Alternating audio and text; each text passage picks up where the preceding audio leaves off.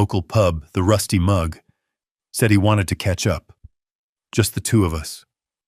But while he stepped out to take a call, the bartender Gus, a man I've known for 30 years, grabbed my arm.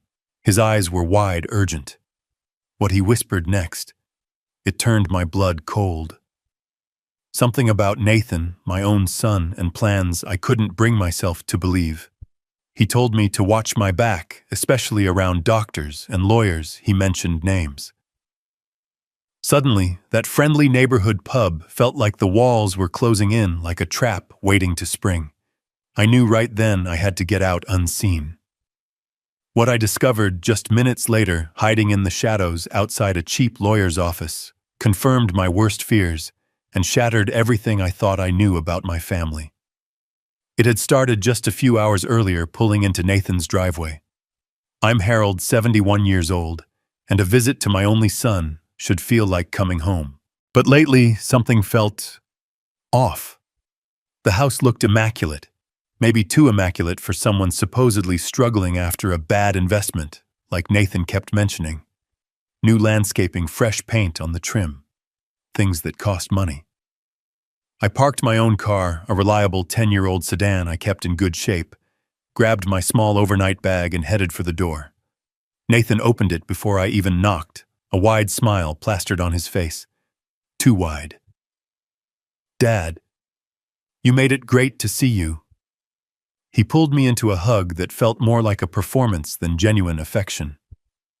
Beatrice, my daughter-in-law, appeared behind him, smoothing her already perfect dress. She offered a polite, cool smile. "Harold, welcome. How was the drive?" "Drive was fine, Beatrice. Traffic wasn't bad," I said, stepping inside.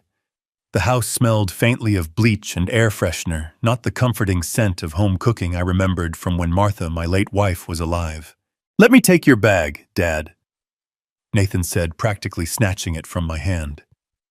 "You must be tired." "I'm 71, Nathan, not 91. "I can carry my own bag," I replied, trying to keep the edge out of my voice. Beatrice laughed lightly, a sound like ice cubes clinking in a glass. "Oh, Harold, he's just trying to help. We worry about you living alone and all. Did you remember where we keep the guest towels this time?" There it was, the subtle dig wrapped in mock concern. "I remember, Beatrice. My memory's just fine," I said, forcing a smile. I looked around. New artwork on the walls, expensive-looking sculptures on the end tables. Where was the money coming from if Nathan's investment went sour? Good. Nathan jumped in quickly. "So, sit down, Dad. Can I get you something?" "Water, coffee, water's fine," I said, settling into an armchair that felt unfamiliar. They must have replaced the old comfortable one Martha and I picked out years ago. The small talk that followed was strained. Nathan talked about his sales job, throwing around impressive-sounding terms, but giving few real details. Beatrice chimed in occasionally, mostly asking about my health, in a way that felt more like an interrogation. "Are you taking your blood pressure medication regularly, Harold? You know how important that is at your age." Every morning like clockwork, I assured her, though. Her constant reminders grated on me. Then Beatrice casually dropped it in. "It's been a bit stressful around here lately, Harold. With Nathan's little business hiccup. That investment advisor really pulled a fast one on him."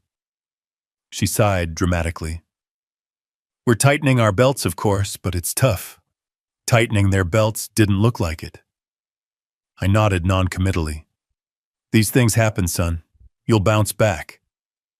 Nathan shifted in his seat. "Yeah, well, about that, Dad. I was thinking, maybe it's time we, looked at simplifying things. For your future security, too." My internal alarm bells started ringing faintly. Simplify what, Nathan? I like my life the way it is.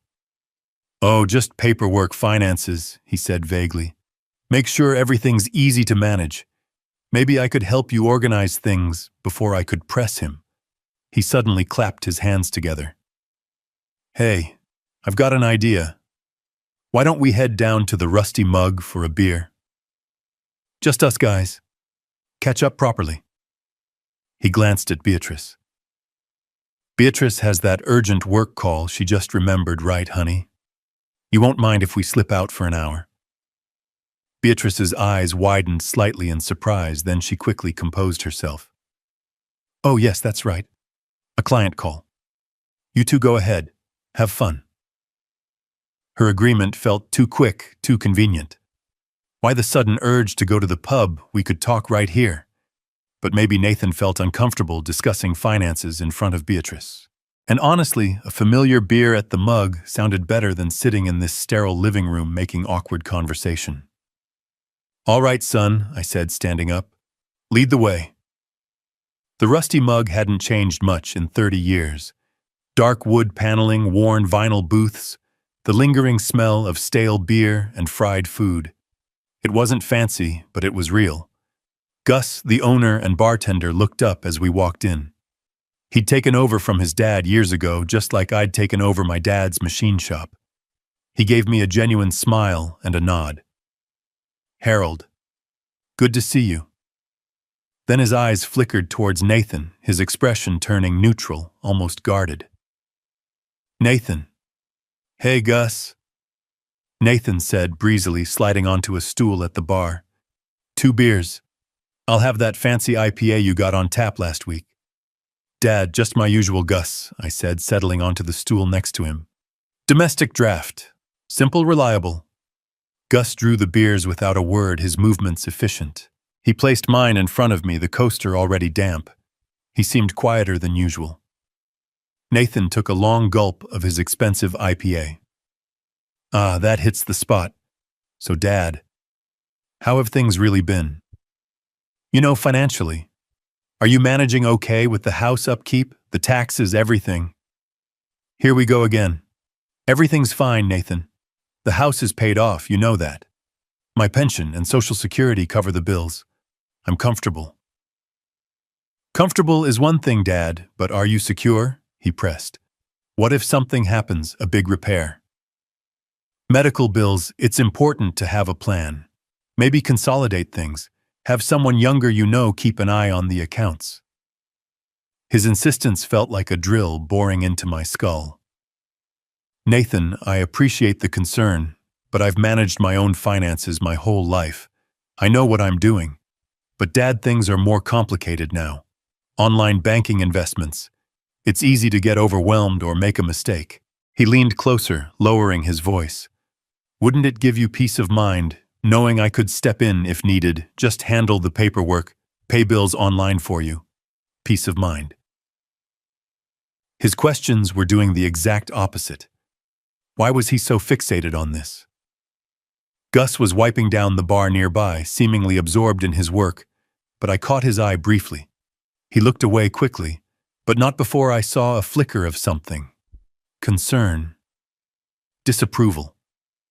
I took a slow sip of my beer, trying to gather my thoughts. Martha always said I was too trusting, especially with Nathan. Maybe she was right. I remembered her gentle warnings years ago about Nathan's spending habits, about his tendency to rely on us rather than stand on his own feet. Nathan checked his phone for the 10th time since we'd sat down. His thumb tapped furiously at the screen. Then his expression tensed. Shoot, he muttered. Sorry, Dad. Looks like a work emergency. Gotta take this call outside where it's quieter. Be right back, okay? He slid off the stool and hurried out, the front door phone already pressed to his ear. I watched him go, a knot forming in my stomach. A work emergency on a quiet afternoon. It felt like another excuse. I turned back to my beer, the familiar taste suddenly bitter. That's when Gus moved.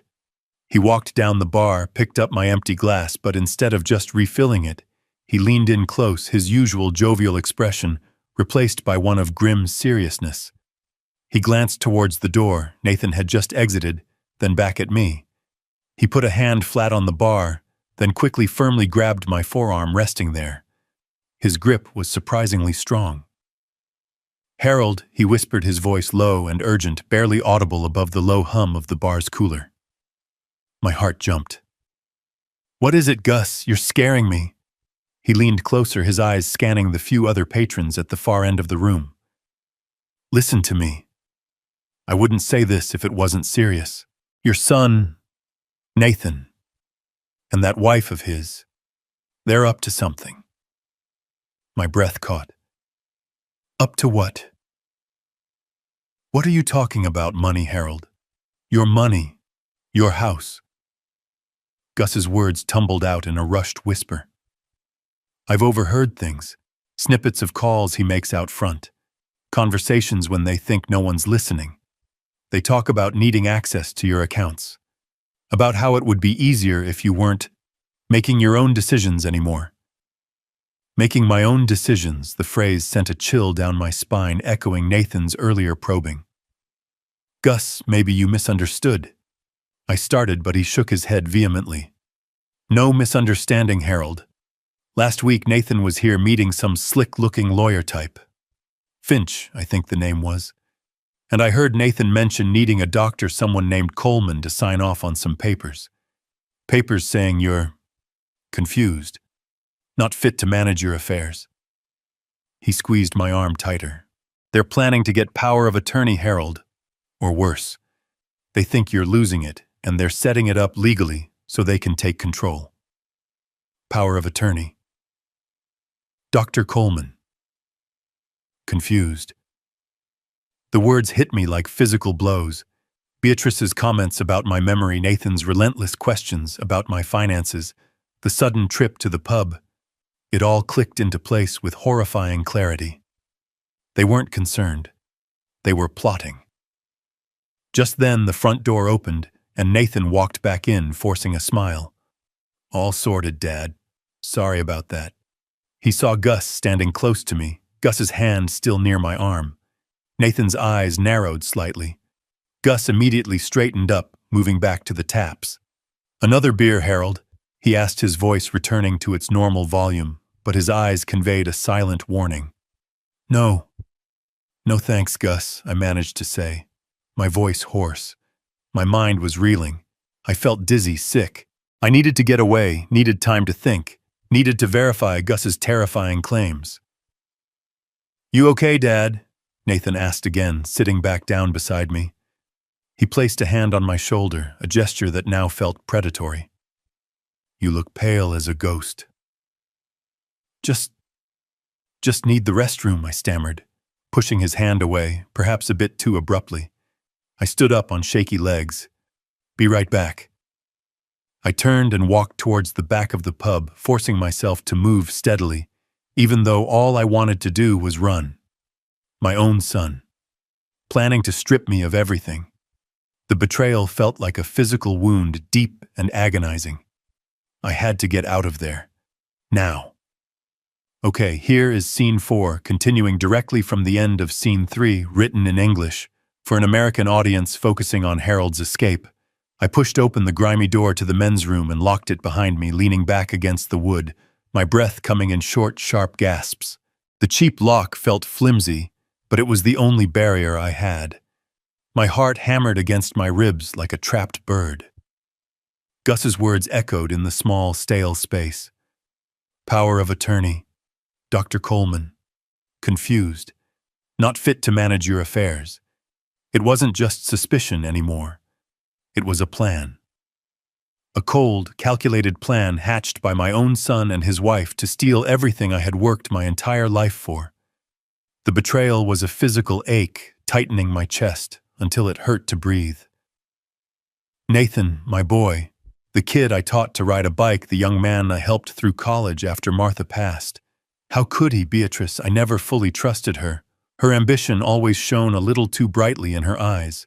But Nathan, this cut deeper than any knife. I looked around the cramped restroom. A single cracked mirror above the stained sink reflected a pale 71-year-old man with fear in his eyes. Me. There was no other exit besides the door I came through, and Nathan was right outside, probably already wondering what was taking so long. Then I saw it. High up on the back wall above the toilet tank, a small, grimy window maybe 2 feet square. It looked like it hadn't been opened in years, paint peeling around the edges, dust thick on the sill. But it led outside, to the alleyway Gus had mentioned when he gave directions to the delivery guys once. Could I? I looked down at my hands, slightly trembling, looked at my reflection again. I wasn't young. My knees weren't what they used to be after decades hunched over engines in the shop. But sitting here waiting for Nathan to come knocking, waiting for them to spring their trap, that wasn't an option.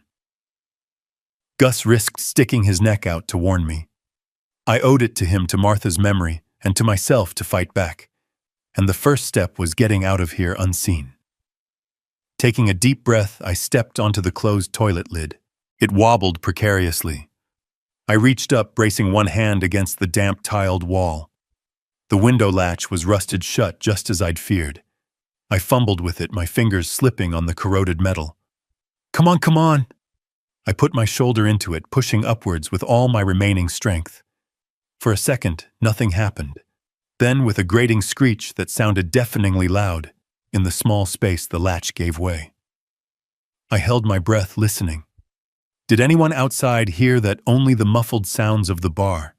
Music, indistinct chatter. Relief washed over me quickly, followed by renewed urgency.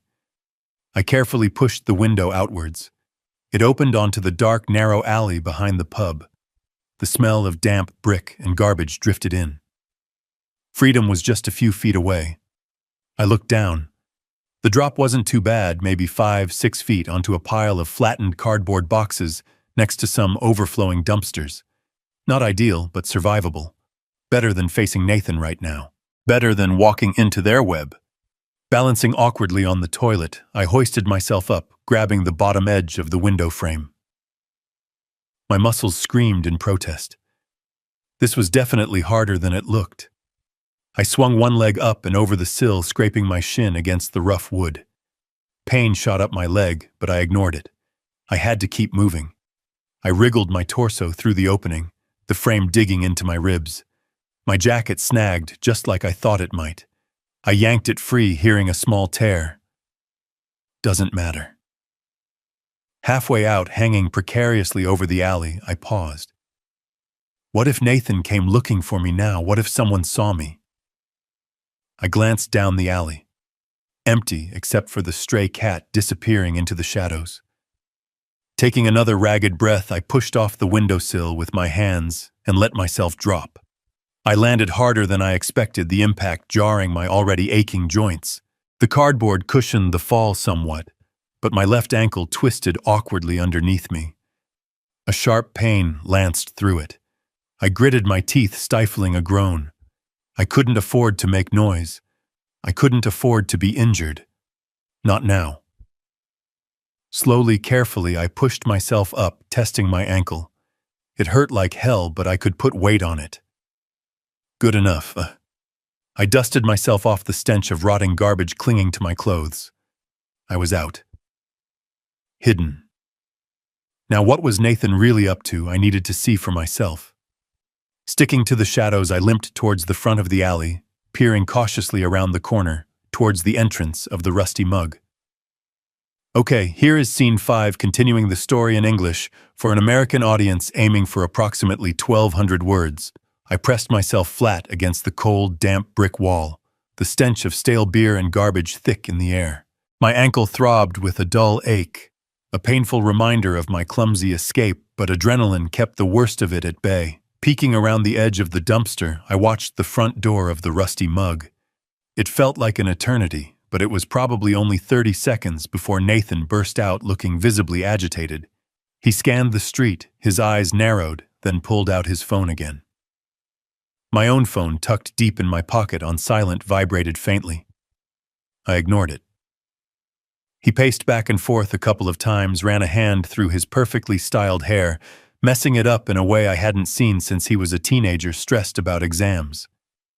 He muttered something under his breath, looked like a curse, then jammed the phone back into his pocket. He glanced towards where his own car was parked down the street. Hesitated, then turned sharply and started walking quickly in the opposite direction towards the darker end of the block. Not towards his car.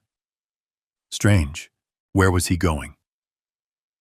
My mind raced. Gus's warning. The lawyer. The doctor. This wasn't just a casual drink. This was part of something bigger, something sinister. I had to know. Ignoring the pain in my ankle, I pushed myself away from the wall and started following him, keeping to the shadows of the doorways and parked cars along the street. It wasn't easy. My 71-year-old legs weren't built for stealth, and the limp from my ankle made me clumsy. But years of working quietly around heavy machinery, of needing to be aware of my surroundings, had taught me a thing or two about moving without drawing attention. Nathan didn't look back. He seemed preoccupied, almost frantic, walking with his head down, shoulders hunched. He reached the corner where the streetlights cast long, distorted shadows. A sleek black sedan I didn't recognize was parked there, engine idling softly, exhaust fumes pluming in the cooling afternoon air. The driver's side window was tinted, hiding whoever was inside. Nathan went straight to the rear passenger door, opened it, and slid in without a word. The door clicked shut. My breath hitched. This was definitely not his usual ride. This looked expensive, professional. I quickly memorized the license plate. GZT 481. GZT 481. I repeated it in my head, burning it into my memory. The sedan pulled smoothly away from the curb, its taillights disappearing around the next corner. I couldn't just stand there. Limping out onto the sidewalk, I scanned the street desperately. Luck was with me. A yellow taxi was dropping off a passenger just half a block down. I waved frantically, ignoring the sharp twinge in my ankle as I hurried towards it. Taxi, taxi. The cabbie, a middle-aged guy chewing gum with weary eyes, waited patiently as I clambered into the back seat. Where do pal see that black sedan that just turned the corner? I pointed, breathing heavily. The one with plate GZT 481. He squinted. Yeah, I think so. What about it? Follow it, I said, trying to sound calm, authoritative. But keep your distance. Don't let them know we're tailing them. It's important. The driver gave me a long look in the rearview mirror, probably sizing me up, wondering if I was trouble. Maybe he thought I was some jealous husband or a private eye. He shrugged, popped his gum. Whatever you say, boss. Your dime. He put the car in gear and pulled out, turning the corner the sedan had taken. My heart pounded against my ribs. What was I doing, chasing my own son through the city like some kind of spy? It felt surreal, like a bad dream. But Gus's words, Nathan's strange behavior, the expensive car, it all pointed to something deeply wrong. I had to see this through. We trailed the black sedan through the late afternoon traffic. It moved purposefully, heading away from the familiar downtown area and into a less glamorous district filled with older office buildings and warehouses. Whoever Nathan was meeting, it wasn't at his usual upscale haunts. The driver was good, keeping a couple of cars between us, never getting too close. Inside the sedan, I could just make out the silhouette of Nathan in the back seat, occasionally gesturing, maybe talking on the phone again. After about 15 minutes, the sedan signaled and turned onto a quiet side street, lined with slightly run-down, 3-story brick buildings housing small businesses, accountants, insurance agents, maybe a dentist or two. It pulled up and parked in front of one building, midway down the block. The sign above the door was discreet, almost faded: Finch and Associates. Legal Services. Finch. The name Gus had mentioned. My stomach twisted into a tight knot. Stop here, I told the driver, quickly pointing to a spot across the street and a little further down, partially hidden by a delivery van. Wait for me, please. Keep the meter running. I needed a way out if things went bad. Got it, the driver said, pulling over smoothly. I watched intently from the back seat of the taxi. The driver of the black sedan got out first. He was a man in his 50s, wearing a sharp, slightly flashy suit. His dark hair was slicked back, and he had a thin, unpleasant smile fixed on his face as he held the rear door open. This had to be Finch. Nathan emerged from the car, looking less agitated now, more focused, almost determined. He adjusted his tie. Finch clapped him on the shoulder, and they started walking towards the office entrance, talking animatedly. I needed to hear what they were saying. Carefully, I opened the taxi door and slipped out, staying low behind the delivery van. The street was mostly deserted at this time of day. Finch and Nathan had paused right at the doorway, keys in Finch's hand.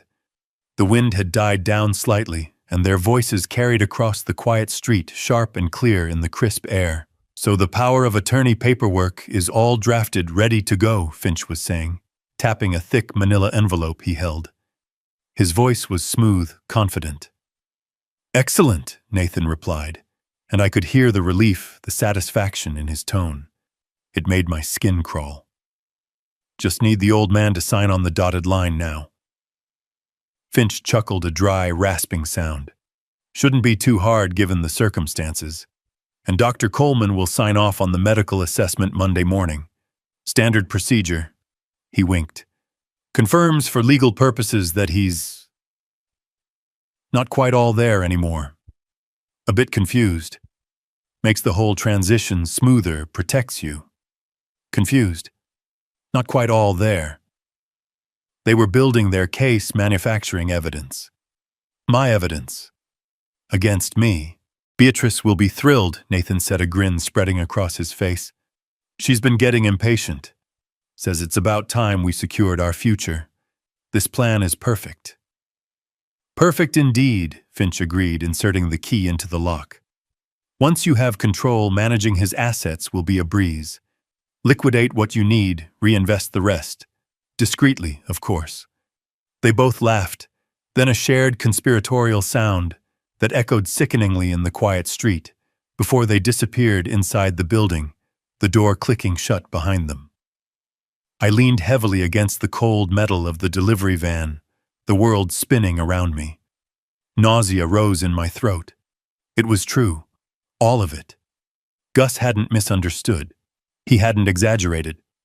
My son, my Nathan, was actively plotting with a crooked lawyer and a corrupt doctor to have me declared mentally incompetent so they could steal my money, my house, everything Martha and I had worked for. Beatrice wasn't just influencing him. She was a driving force, impatient to get her hands on my assets. Secured their future by destroying mine. The cold wasn't just in the air anymore. It seeped into my bones, a chilling realization of the depth of their betrayal. The pain in my ankle was nothing compared to the agony ripping through my chest. I felt utterly alone, vulnerable, and incredibly foolish for having been so blind for so long. How could I have missed it? How could I have raised a son capable of this? But the questions didn't matter now. What mattered was what I did next. I couldn't go back to Nathan's house. I couldn't go back to my own house yet. They might be watching it, waiting for me. I needed a safe place, a place to think, a place to plan. Because this wasn't just about protecting my money anymore. This was about fighting for my life, my sanity, my very identity. They had started this war, but I would be damned if I let them win without a fight. I stumbled out of the taxi in front of the Starlight Motel, a faded sign flickering weakly against the twilight sky. It wasn't much to look at. Peeling paint, a few missing letters on the sign, a parking lot, mostly empty except for a couple of beat-up trucks. The air smelled vaguely of exhaust fumes and stale cooking oil. This was a far cry from my neat, comfortable home, but right now anonymity was the only luxury I craved. The man behind the plexiglass partition at the check-in barely glanced up from his crossword puzzle. One night he grunted. "Yes." "Mary Smith," I said, sliding cash across the counter. "No credit cards, no paper trail." He handed me a key attached to a worn plastic tag. Room 207, without another word. Upstairs, the hallway carpet was stained and threadbare. Room 207 was small, cramped, and smelled faintly of cigarette smoke and desperation. A lumpy double bed covered with a thin, questionable floral bedspread took up most of the space. A small, bolted-down television sat silently on a cheap, particle-board dresser. The single window looked out onto the noisy main road. It wasn't home, but it was safe. for now. I locked the door, slid the chain across, and wedged the room's rickety chair under the knob for good measure. Then I sank onto the edge of the lumpy bed, the springs groaning in protest. The reality of what I had seen, what I had heard outside Finch's office, crashed down on me with the force of a physical blow. Nathan, my son, conspiring with a sleazy lawyer and a crooked doctor. Power of attorney. Dr. Coleman, confused, not fit to manage your affairs. Beatrice will be thrilled. Plan is perfect. The words spun in my head, a nauseating vortex of betrayal. They weren't just planning for the future. They were actively plotting to steal mine. To strip me of my independence, my dignity, my home, everything Martha and I had built together, piece by painstaking piece. How could he? The boy I taught to fish, the teenager. I stayed up late helping with homework. The young man whose wedding I proudly paid for. Had it all been a lie? Was this greed always lurking beneath the surface, hidden behind his easy smiles and occasional gestures of affection? Or had Beatrice twisted him, feeding his insecurities, stoking his resentment, painting me as an obstacle to their grand ambitions? Maybe it was both. Maybe it didn't matter. The result was the same. My own flesh and blood saw me as nothing more than a bank account, to be drained and inconvenienced to be managed, perhaps even eliminated from the equation altogether, by declaring me incompetent. A wave of grief washed over me so sharp, it felt like Martha had died all over again. What would she think? She had adored Nathan, always made excuses for his shortcomings, always believed in his fundamental goodness. He just needs time to mature, Harold, she used to say. He has a good heart underneath it all. Had we both been wrong? Had we raised a monster without realizing it? The guilt gnawed at me. Maybe I had been too lenient, too quick to bail him out of trouble, too trusting. Maybe this was somehow my fault. No. I shook my head, pushing the self-blame away. This wasn't my fault. This was their choice, their greed, their betrayal, and sitting here wallowing in guilt and despair wouldn't change anything. It wouldn't protect me. It wouldn't honor Martha's memory. Anger began to replace the initial shock and sadness. A cold, hard anger that settled deep in my gut. They thought I was a confused old man, an easy target. They thought they could roll right over me with their lawyers and their fabricated medical reports. They underestimated me. They underestimated Harold Miller. I might be 71, but my mind was sharp, and my will was forged in the fires of hard work and loss.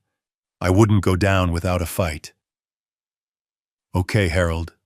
Think. What do you need? First, allies. People I could trust. Second, a plan. A solid legal plan. I reached into the inner pocket of my jacket and pulled out my worn leather wallet. Tucked in the back behind my driver's license and a faded picture of Martha was a small folded piece of paper, my emergency contact list written out years ago in case something happened to me. Old habits. I scanned the names and numbers, my finger stopping on 2. Pete Johnson, my oldest friend. Solid as a rock.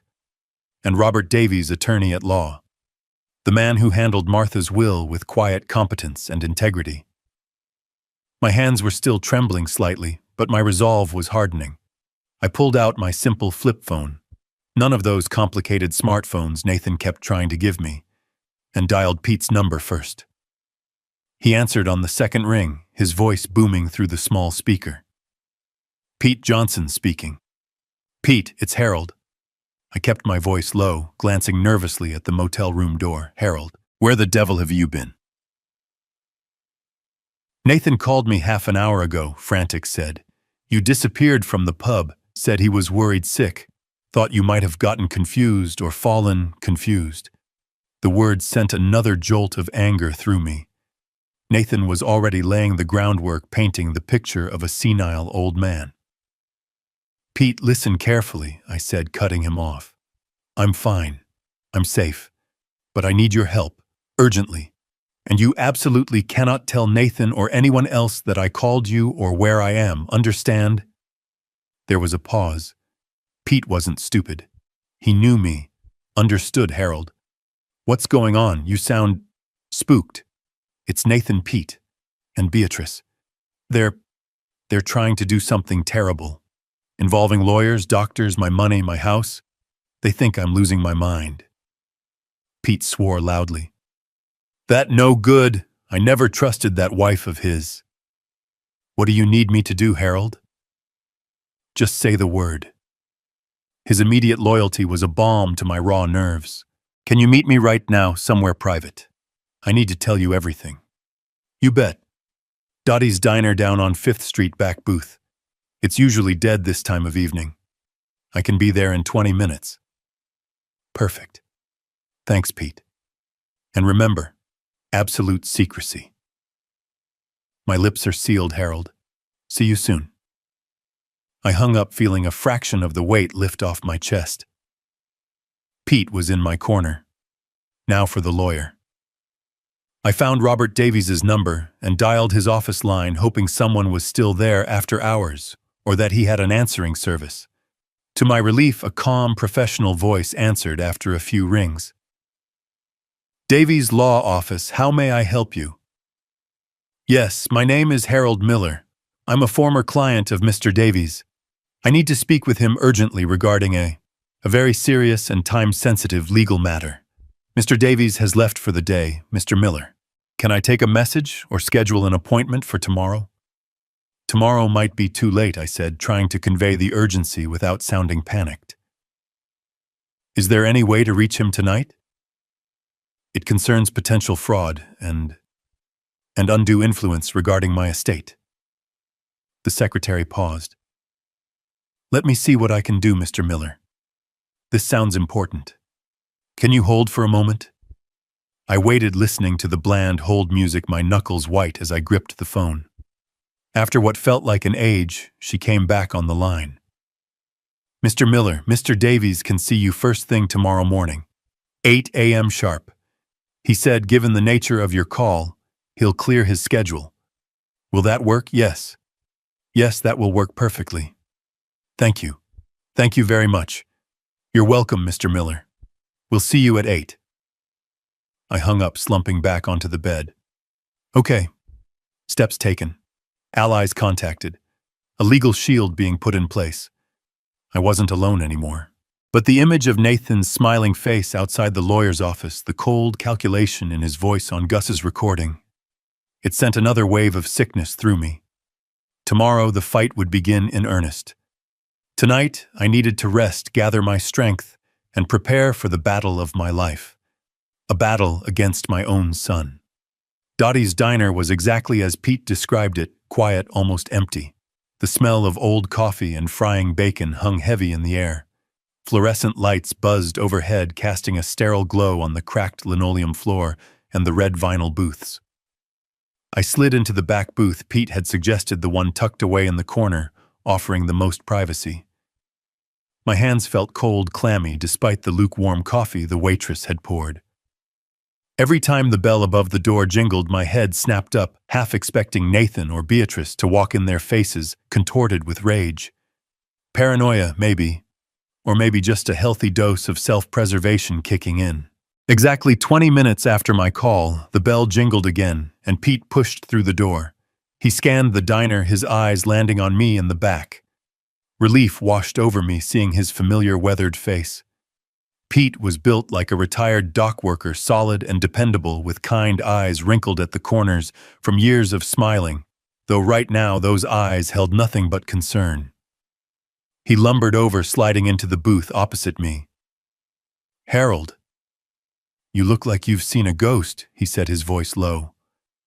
What in God's name is going on? Nathan sounded completely panicked on the phone. The waitress came over. Pete ordered black coffee, waved away the menu.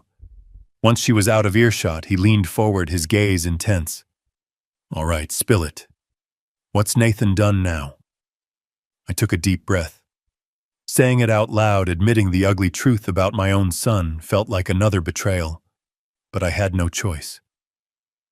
Pete, it's bad. Really bad. I started with the strained atmosphere at Nathan's house, Beatrice's pointed comments about my memory. Then I told him about the sudden trip to the Rusty Mug, Nathan's probing questions about my finances. Pete listened patiently, nodding his brow furrowed. Sounds like typical Nathan and Beatrice behavior, always sniffing around your money. Annoying, but nothing new. No, Pete, this was different. My voice dropped to a whisper. When Nathan stepped out to take that fake phone call. Gus, the bartender, he warned me. I recounted Gus's words, the overheard conversations, the lawyer named Finch, the doctor named Coleman, the plan to get power of attorney by claiming I was confused, unfit.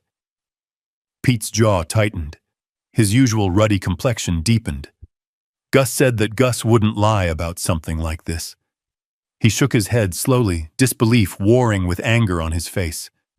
Power of attorney, declare you incompetent. Harold, that's beyond low. It gets worse, Pete. I told him about my escape through the restroom window, the sharp pain in my ankle still a dull throb. I described following Nathan, seeing the expensive black sedan, tailing it across town to the lawyer's office. Pete leaned forward, his hands clenched into fists on the tabletop. You followed him. Good God, Harold, be careful. I had to know, I whispered.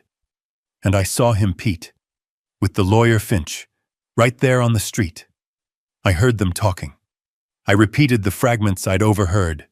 Power of attorney ready. Dr. Coleman signs Monday. Old man just needs to sign. Beatrice will be thrilled. Plan is perfect. Pete slammed his fist softly on the table, making the coffee cups jump. Damn them, damn that greedy pair, he growled, his voice thick with fury. After everything you've done for that boy, after Martha, she'd be heartbroken.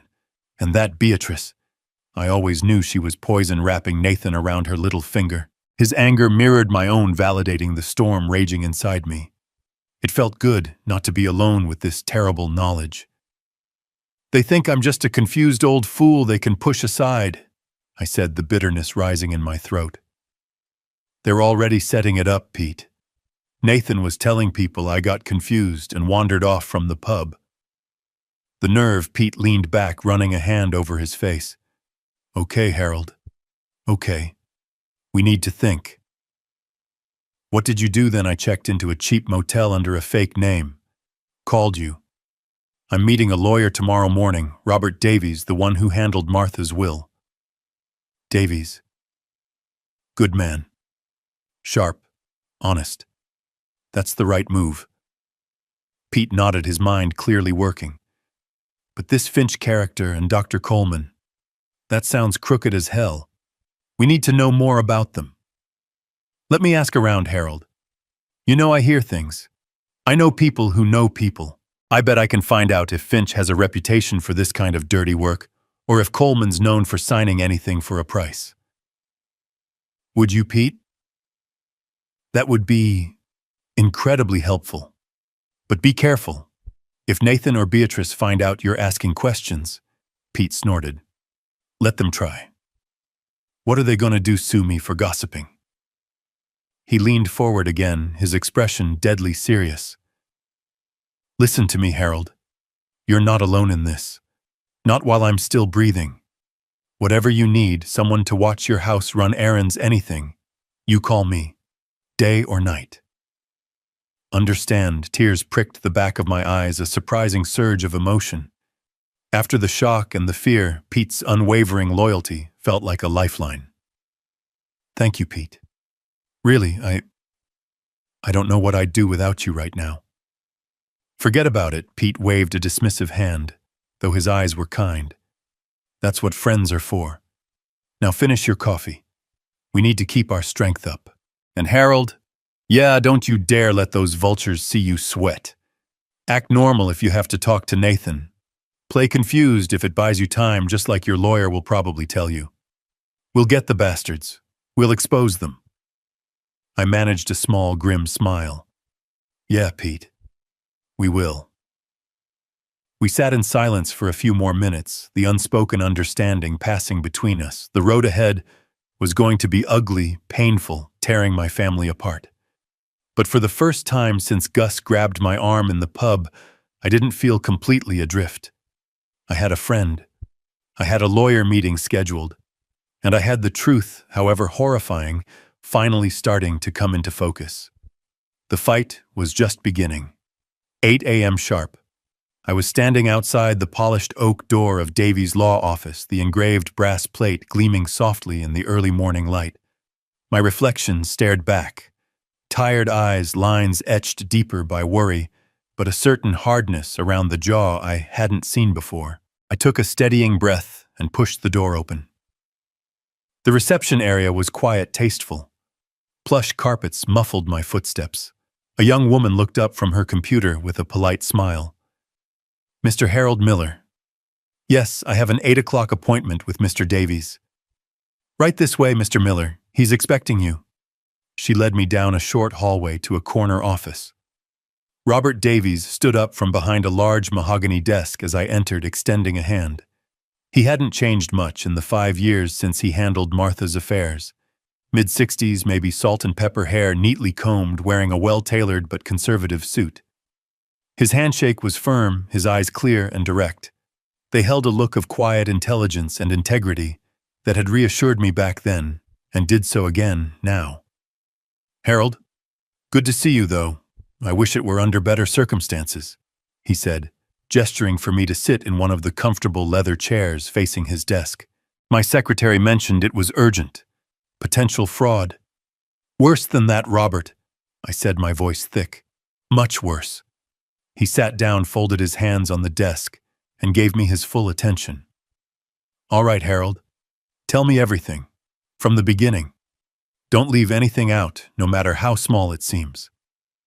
And so I did. I started with the awkward visit to Nathan and Beatrice's house, their subtle comments about my health and finances. I described the uncomfortable atmosphere at the Rusty Mug, Nathan's relentless probing about managing my affairs.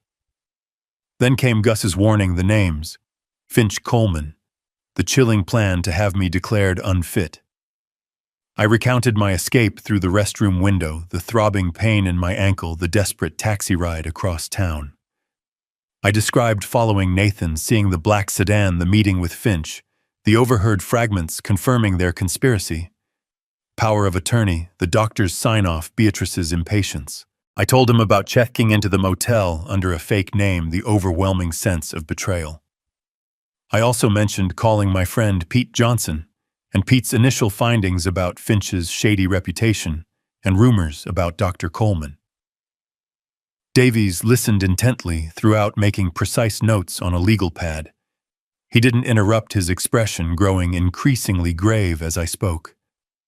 The only outward sign of his reaction was the slight tightening of his lips and the occasional thoughtful stroke of his chin. When I finally finished, the silence in the office felt heavy. He looked down at his notes for a long moment, then met my gaze. Harold, he said, his voice calm but serious. This is extremely disturbing. What you're describing isn't just a family dispute over money. If Gus's information and your observations are accurate, and I have no reason to doubt them, this constitutes a deliberate conspiracy to commit fraud, likely involving undue influence and potentially elder abuse through financial exploitation and psychological manipulation. Hearing the cold legal terms laid out so starkly made it even more real, more terrifying. What can they actually do? I asked, my voice barely a whisper. Legally, Davies leaned forward. If they can convince a doctor, in this case the potentially compromised Dr. Coleman, to declare you mentally incompetent, and if they can somehow coerce or trick you into signing a durable power of attorney naming Nathan as your agent, they could gain significant control over your finances and property. In a worst-case scenario, they could petition the court for guardianship based on fraudulent medical evidence, effectively stripping you of your right to make your own decisions. My blood ran cold, stripped of my rights, locked away, while they spent my life savings. Can they succeed? It's harder than they might think, especially if we act quickly and decisively. Davies reassured me. But we can't underestimate them. People motivated by financial desperation can be ruthless. The fact that they've involved a lawyer like Finch and are apparently trying to procure a fraudulent medical assessment shows they're serious. He tapped his pen on the pad. Okay, first things first. We need to secure your assets immediately. Does Nathan currently have any access to your bank accounts, joint accounts? Is his name on your house deed? No, I said firmly. Martha and I always kept our finances separate from the kids after they grew up. He's not on any accounts. The house is solely in my name, paid in full years ago. Excellent. That simplifies things considerably. Davies made another note. First step, I want you to go to your bank today. Speak only to the manager if possible. Inform them, discreetly, that you suspect unauthorized attempts might be made to access your accounts or change information. Put a verbal security alert on everything. Change your passwords if you use online banking. I will also draft a formal letter for you whom to deliver reinforcing this and revoking any prior permissions Nathan might claim to have, however informal. Okay, I can do that. Second, Davies continued, we need concrete evidence against Finch and Coleman. Your friend Pete's inquiries are a good start. We need proof of Finch's history with similar cases and any official records regarding disciplinary actions against Coleman. Witness testimony is crucial. Gus, the bartender, is key. Would he be willing to make a formal statement, perhaps even testify if needed? I think so, I said. Gus is a straight shooter. He seemed genuinely angry about what Nathan was doing. Good. I can have an investigator discreetly contact him. We also need that appointment slip Gus found. That's physical evidence linking Nathan to Coleman and their plan regarding your mental state. He paused. Third, I will immediately draft a document formally revoking any potential power of attorney Nathan might claim exists or try to create. We'll have it notarized and keep copies on file. If he ever produces a document supposedly signed by you, we'll be prepared to challenge its validity based on undue influence, coercion, and your proven mental competence at this time. I nodded, feeling a small measure of control returning. Davies was thorough, methodical. Now, Harold, Davies leaned back slightly, his expression thoughtful. Let's talk about long-term protection. You mentioned handling Martha's will 5 years ago. Did we discuss any other estate planning measures at that time? Protecting assets, ensuring your wishes were clearly defined. I frowned, trying to remember. We mostly focused on the will, making sure Nathan was the beneficiary, dividing up personal items. Martha was sick, then it was all a bit of a blur. Davies tapped his pen again. Right. But I seem to recall, yes, here it is in my notes from back then. He pulled out an older file from his drawer, flipping through it. After Martha passed, you came back a few months later. You were concerned about ensuring Nathan would be taken care of, but also about protecting the bulk of your estate from, let's say, unforeseen circumstances, or perhaps poor decisions down the line. You wanted to honor Martha's wish that part of your savings eventually go to the children's hospital she volunteered at. My eyes widened slightly. I remembered now. A conversation born from grief and a vague unease even back then. Yes, I think I remember something like that. We set up some kind of trust. Exactly. Davies confirmed, a hint of satisfaction in his voice. An irrevocable living trust. You transferred ownership of your house and the majority of your investment accounts into the trust 5 years ago. As the trustee, you still control everything during your lifetime. But legally, those assets are owned by the trust, not by you personally. I stared at him, the full implication dawning on me slowly. So, even if Nathan got power of attorney, even if he somehow got power of attorney over you, Davies clarified, he wouldn't automatically gain control over the assets held within the trust. The trust has its own rules, its own designated successor trustee, which, if I recall, is the bank's trust department, not Nathan, and specific instructions for distribution after your passing. He consulted his notes again. Ah, yes. After specific bequests, the primary beneficiary of the trust residue is the Children's Hospital Foundation. Nathan is named as a secondary beneficiary, entitled to receive a percentage only after the hospital's share and explicitly conditional upon him, demonstrating financial stability and responsible management of his own affairs for a period of 1 year prior to distribution. Payments would be at the discretion of the successor trustee. A slow smile spread across my face, the first genuine smile in what felt like days. Irrevocable. Conditional. Primary beneficiary is the hospital. Nathan wouldn't get his hands on the bulk of it easily, maybe not at all if he couldn't prove he was responsible. Martha would have liked that. I had almost forgotten the details, the power of that document we created in the quiet months after her death. So their whole plan, I began. Their plan to gain immediate control of your house and savings through a power of attorney or guardianship is fundamentally flawed regarding the trust assets, Davies finished. They likely don't know about the trust or don't understand its legal implications. They're probably operating under the assumption everything is still directly in your name. He allowed himself a small professional smile. You were wiser than you perhaps realized 5 years ago, Harold. Relief profound and deep washed over me. It wasn't a complete solution. They could still try to control my pension, my personal checking account, make my life miserable. But the core of my assets, the house Martha loved, the nest egg we built, was protected. So what now? I asked, feeling stronger, more grounded. Now, Davies said, leaning forward again. We use this advantage. We let them think their plan is progressing. We need more concrete evidence of their conspiracy, especially Finch and Coleman's direct involvement. Your cooperation, or seeming cooperation, is key. You want me to play along? To an extent. Don't sign anything, obviously, but don't immediately confront them or reveal what you know, especially about the trust. If Nathan calls continue to sound a bit vague, maybe slightly forgetful, but agreeable to discussing the power of attorney. Tell him you need time to read it over, that you want your own lawyer. Maybe invent a name, not me, to look at it first. Stall them. Buy us time. And while you're stalling, I'll finalize the legal protections. My investigator will talk to Gus and dig deeper into Finch and Coleman, and Pete can continue his inquiries.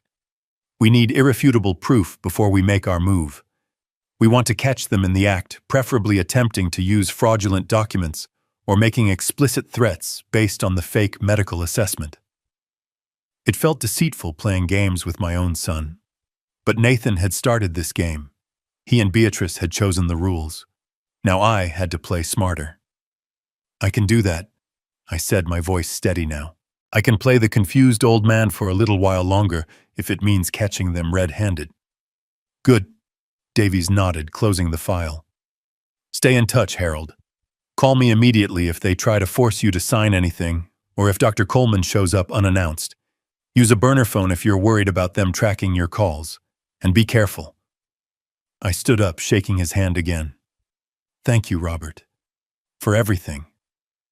Just doing my job, Harold. Now go to the bank, secure those accounts, and let's start turning the tables on these vultures.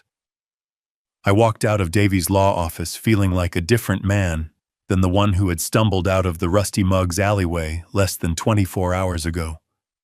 The shock and grief were still there, a heavy weight in my chest. But now they were mixed with something else, grim determination, a clear plan, and the surprising potent weapon of an irrevocable trust they knew nothing about. The game was far from over, but the board had just been reset. I was back in my own house now, the Starlight Motel, feeling like a distant, unpleasant dream.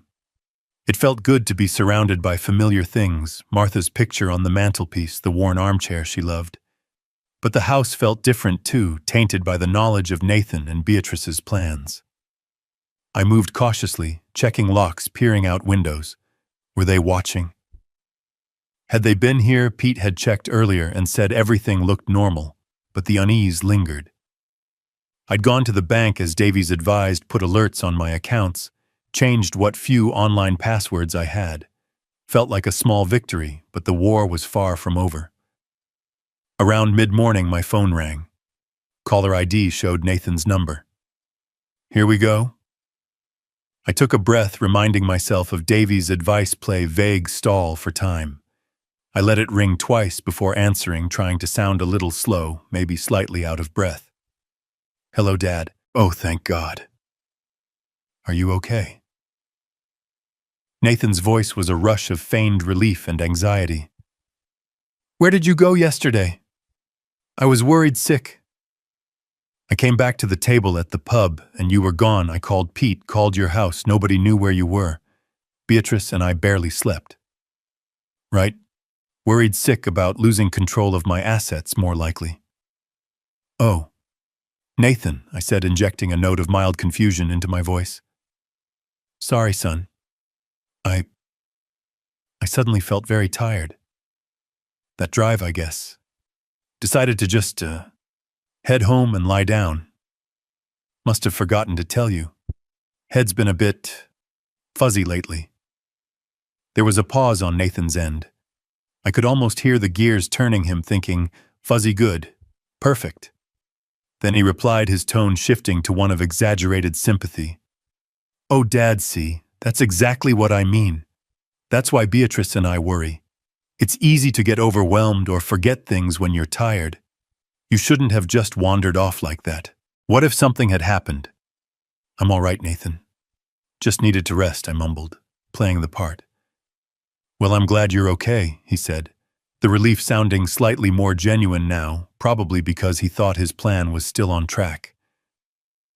Listen, Dad, about what we were talking about. Before you went to the restroom yesterday, about simplifying things, making sure you're taken care of. Here it comes. The power of attorney, Yeah, I think I remember something about that, I said vaguely. Good. Well, I had my lawyer, Mr. Finch, you know, the one who helps me with business stuff.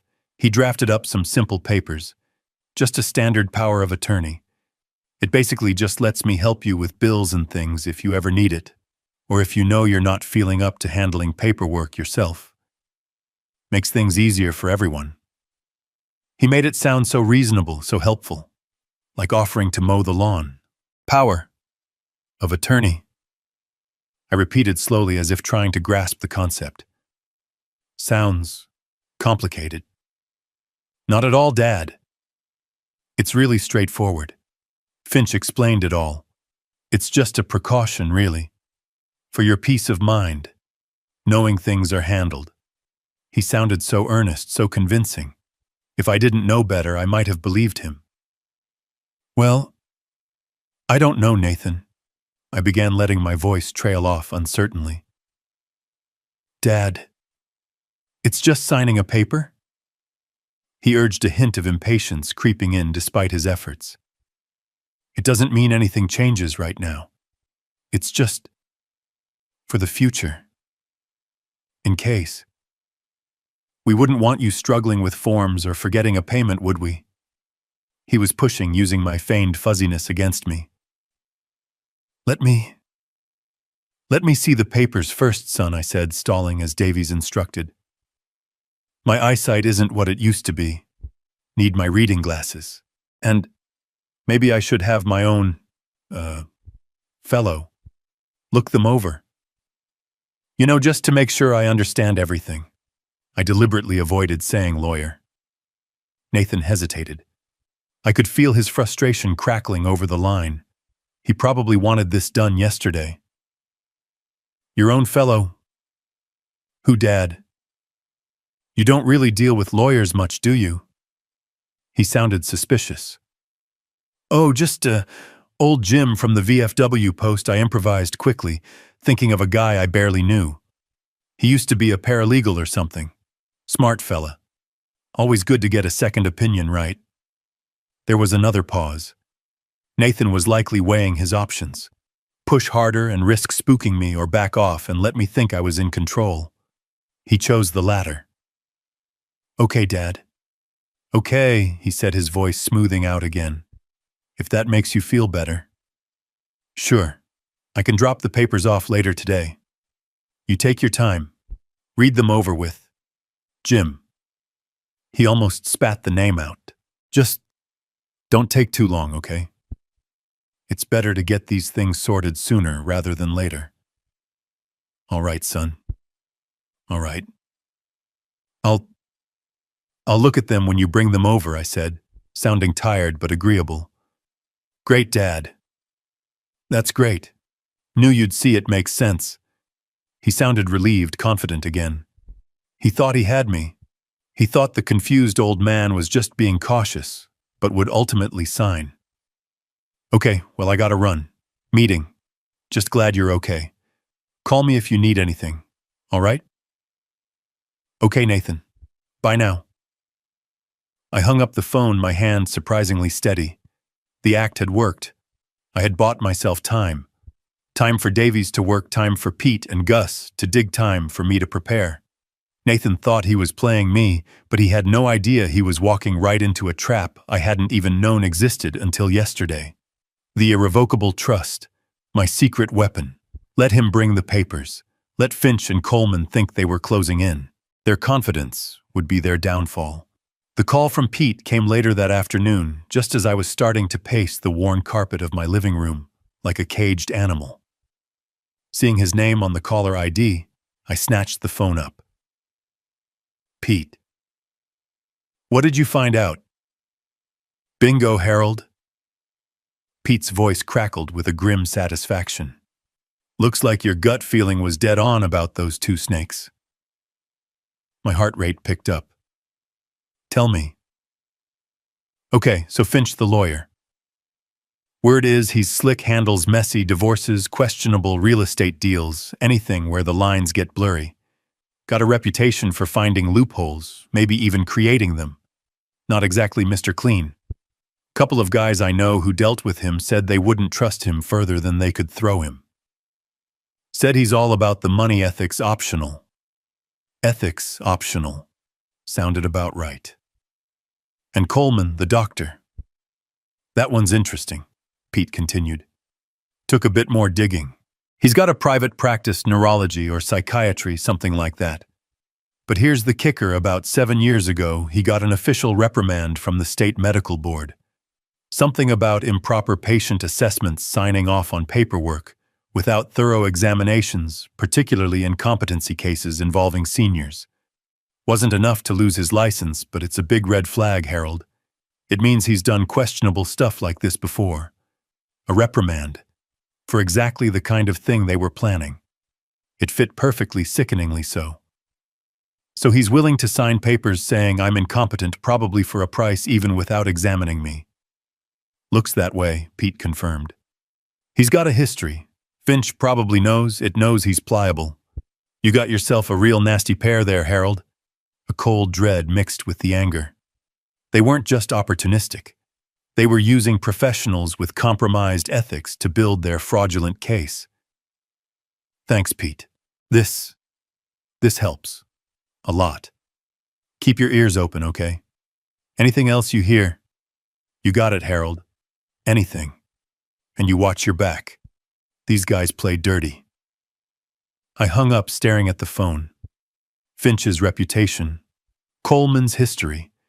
It confirmed the conspiracy was real, professional, and dangerous. But I needed more. I needed something concrete linking Nathan directly to this plot, something tangible I could show Davies. Gus. He mentioned Nathan meeting Finch at the pub. And something about a dropped paper. My mind flashed back to Gus's hurried whisper. I needed to talk to him again, away from prying ears, get the full story. Waiting until the late afternoon lull when the rusty mug would be mostly empty between the lunch crowd and the evening regulars, I drove back over there. My ankle still protested, but I ignored it. Walking into the familiar dimness felt strange now, knowing the secret the place held. Gus was behind the bar, polishing glasses, same as always. Only a couple of old-timers nursed beers at the far end. Gus looked up as I approached, his expression unreadable. Harold. Back so soon, I glanced around. Gus, can we talk somewhere private about yesterday?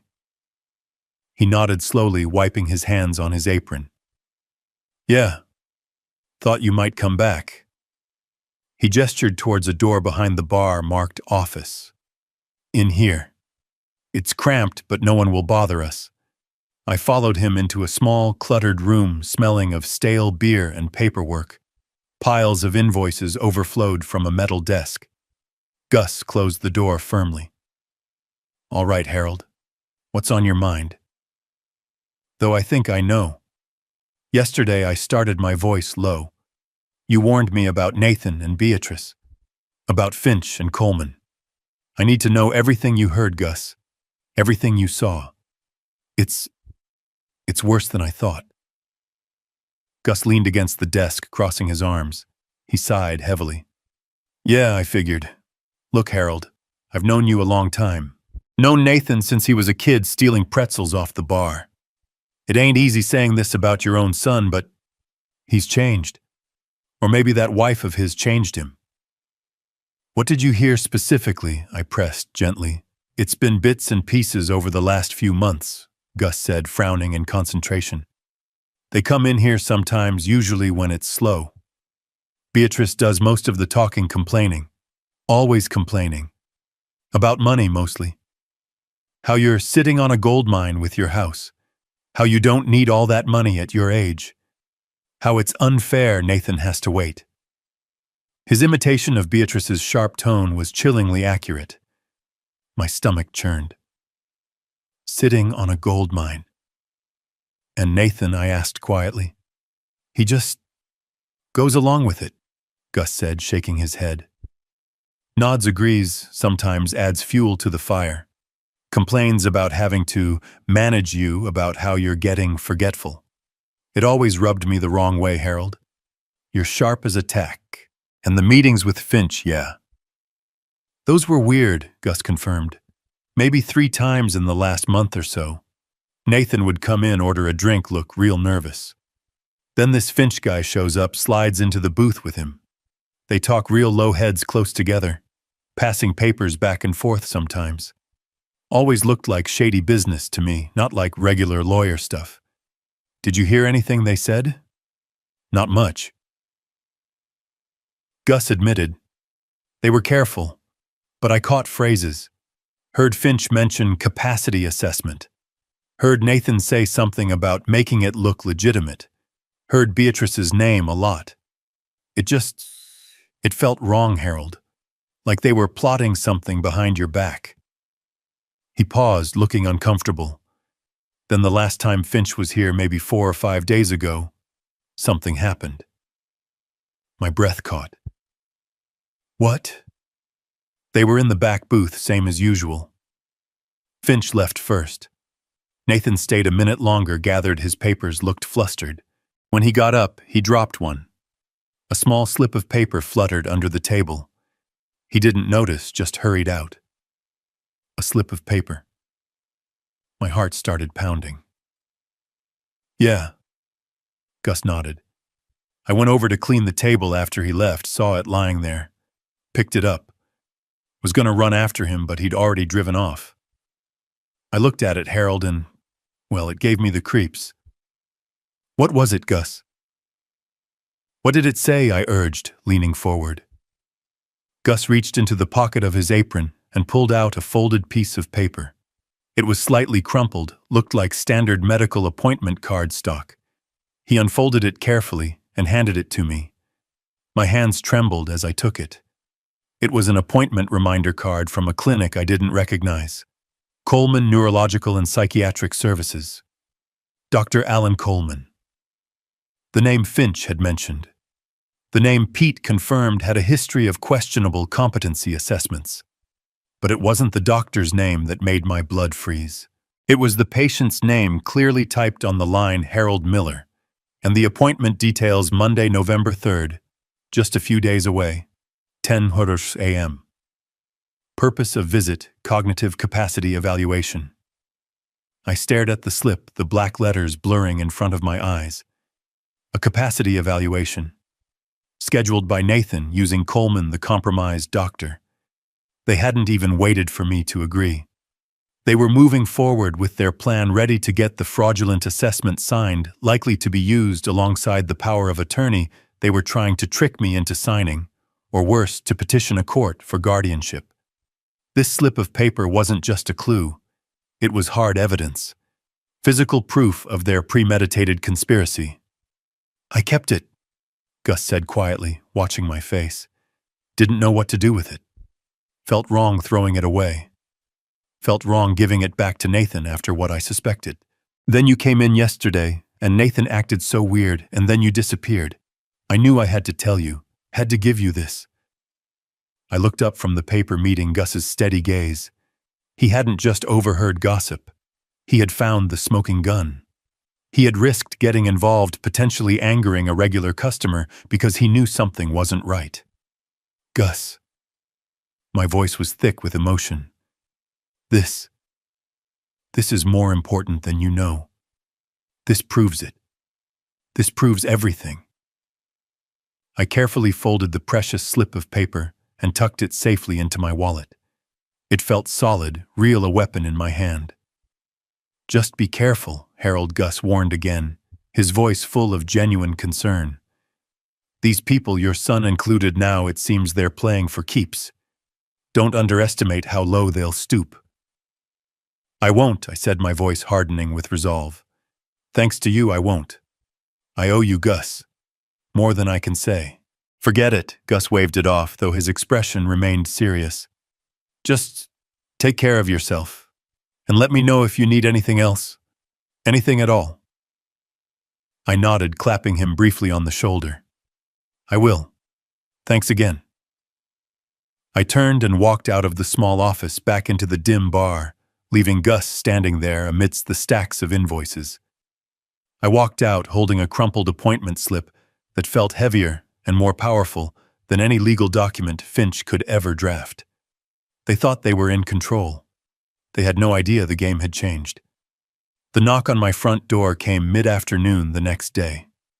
I'd spent the morning tidying up, trying to make everything look normal, hiding the burner phone Davies had suggested and the notes I'd taken. Peeking through the peephole, I saw them, Nathan and Beatrice, standing side by side on my porch, holding a bouquet of flowers that looked ridiculously out of place and wearing identical expressions of forced solicitude. Showtime. I opened the door slowly, putting on a slightly bewildered look. Nathan, Beatrice, what a surprise. Surprise, Dad, Nathan said, stepping inside, his voice overly cheerful. We were in the neighborhood, thought we'd drop by and see how you're doing. Brought you some flowers. Beatrice followed, handing me the bouquet with a tight smile. Oh, well, thank you. That's thoughtful, I mumbled, taking the flowers awkwardly. They smelled vaguely synthetic. Come on in, I guess. They settled onto my sofa, looking around the familiar living room as if inspecting it. Beatrice ran a finger along the coffee table, checking for dust. Everything looks tidy, Harold, she commented, as if surprised. I try to keep things in order, I said, sitting in my armchair opposite them, feeling like I was bracing for an attack. Good, Nathan said quickly. He leaned forward, placing a thick manila envelope on the coffee table between us. So, Dad, remember those papers we talked about yesterday? The ones to help manage things. My stomach tightened, but I kept my expression neutral, maybe a little confused. Papers. Right. Something about helping with bills. Exactly. Nathan seized on it. Just making things easier for you. So I brought them over like I said. Mr. Finch, my lawyer, drafted them up. Very standard stuff. He slid the envelope towards me. We can go through them right now, get it all signed and sorted. Won't take long at all. Beatrice leaned forward too, placing a hand gently on my knee. Her touch felt cold. It's just a simple power of attorney, Harold. It doesn't change anything day to day. It just means if heaven forbid you ever got sick or couldn't manage things yourself for a bit, Nathan could step in and make sure your bills are paid, your accounts are safe. It's for your protection, really. She delivered the lines perfectly, dripping with false concern. I picked up the envelope, my hand deliberately slow, slightly shaky. I pulled out the sheaf of papers dense with legal jargon. My goodness, I murmured, holding them at arm's length. The print is so small these days. Hard for these old eyes. I fumbled in my pocket for my reading glasses, put them on with exaggerated care. It's pretty straightforward, Dad, Nathan said, his foot starting to tap impatiently on the rug. Basically, you appoint me as your agent to handle financial matters if needed. I squinted at the first page. Durable power of attorney. Principal. Agent. I mumbled the words slowly. Fiduciary duty. Incapacity. Seems like a lot of legal talk. I looked up at them, feigning bewilderment. Are you sure this is simple? Beatrice sighed, a barely audible huff of impatience. Harold, it's standard. Everyone does this. It's responsible planning. You wouldn't want your affairs to be in chaos if something happened. Would you think of the stress it would cause? She was trying to guilt me using the fear of burdening others. Well, no, of course not, I said slowly. But it's a big decision, isn't it? Giving someone control over everything. I let my voice trail off, looking down at the papers again. I told you, son, I wanted, Jim. Jim from the VFW to have a look. He knows about these things.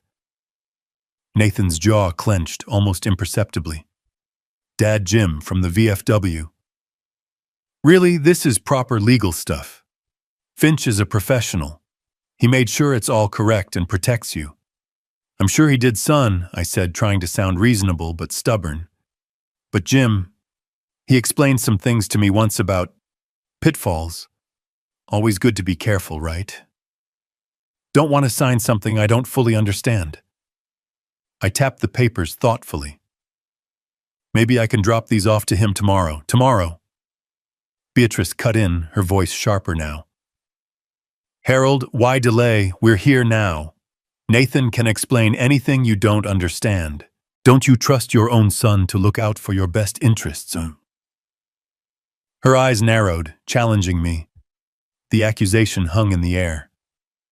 I looked from her sharp face to Nathan's strained expression.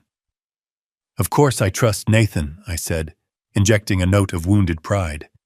But this isn't just about trust, is it? It's about being responsible. Making sure I know what I'm signing. Martha always said, read the fine print, Harold. I invoked my late wife's name deliberately, hoping it might make them back off slightly. It didn't work as well as I hoped. Nathan leaned forward again, his voice taking on a harder edge masked by a thin layer of patience. Dad, we are trying to be responsible. That's the whole point. Putting this off, it's not responsible. What if you had a fall tomorrow? What if you got confused? Who would handle things then? It would be a mess. This paper prevents that mess. He was subtly reinforcing their narrative. That I was frail, confused, an accident waiting to happen. I felt cornered. They weren't going to leave easily. I needed to end this conversation without signing, but without raising too much suspicion. I looked down at the papers again, then back up, adopting a look of weary resignation. All right. You've given me a lot to think about. I pushed the papers back into the envelope. Let me just sit with these for a bit. Read them properly when my head's clearer. Maybe tonight. You can come back tomorrow and we'll talk again. Nathan and Beatrice exchanged a long look. I could see the silent argument in their eyes. Push now, or wait. Beatrice gave a tiny, almost imperceptible shake of her head. Nathan sighed, forcing the fake smile back onto his face. Okay, Dad. If you need time, take time.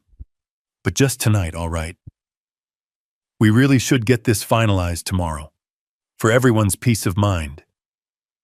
The underlying message was clear. This delay was temporary. All right, son. Tomorrow, then, I agreed, feeling a sliver of relief. I had dodged the bullet for now. They stood up, the visit abruptly over now that their main objective hadn't been achieved. Beatrice picked up her purse, her smile even tighter than before. Take care of yourself, Harold. Don't overtire yourself reading all that legal stuff. I'll manage, I said, walking them to the door. As they stepped out onto the porch, Nathan turned back one last time. We're just trying to help Dad. Remember that. I watched them get into Nathan's car and drive away, the bouquet of cheap flowers sitting accusingly on my coffee table. The pressure was definitely mounting. They wouldn't wait long. Tomorrow they'd be back and they'd expect a signature. I needed Davies to move fast. I needed more than just stalling tactics. I needed proof, hard proof. And I needed it before they decided to bring Dr. Coleman into play.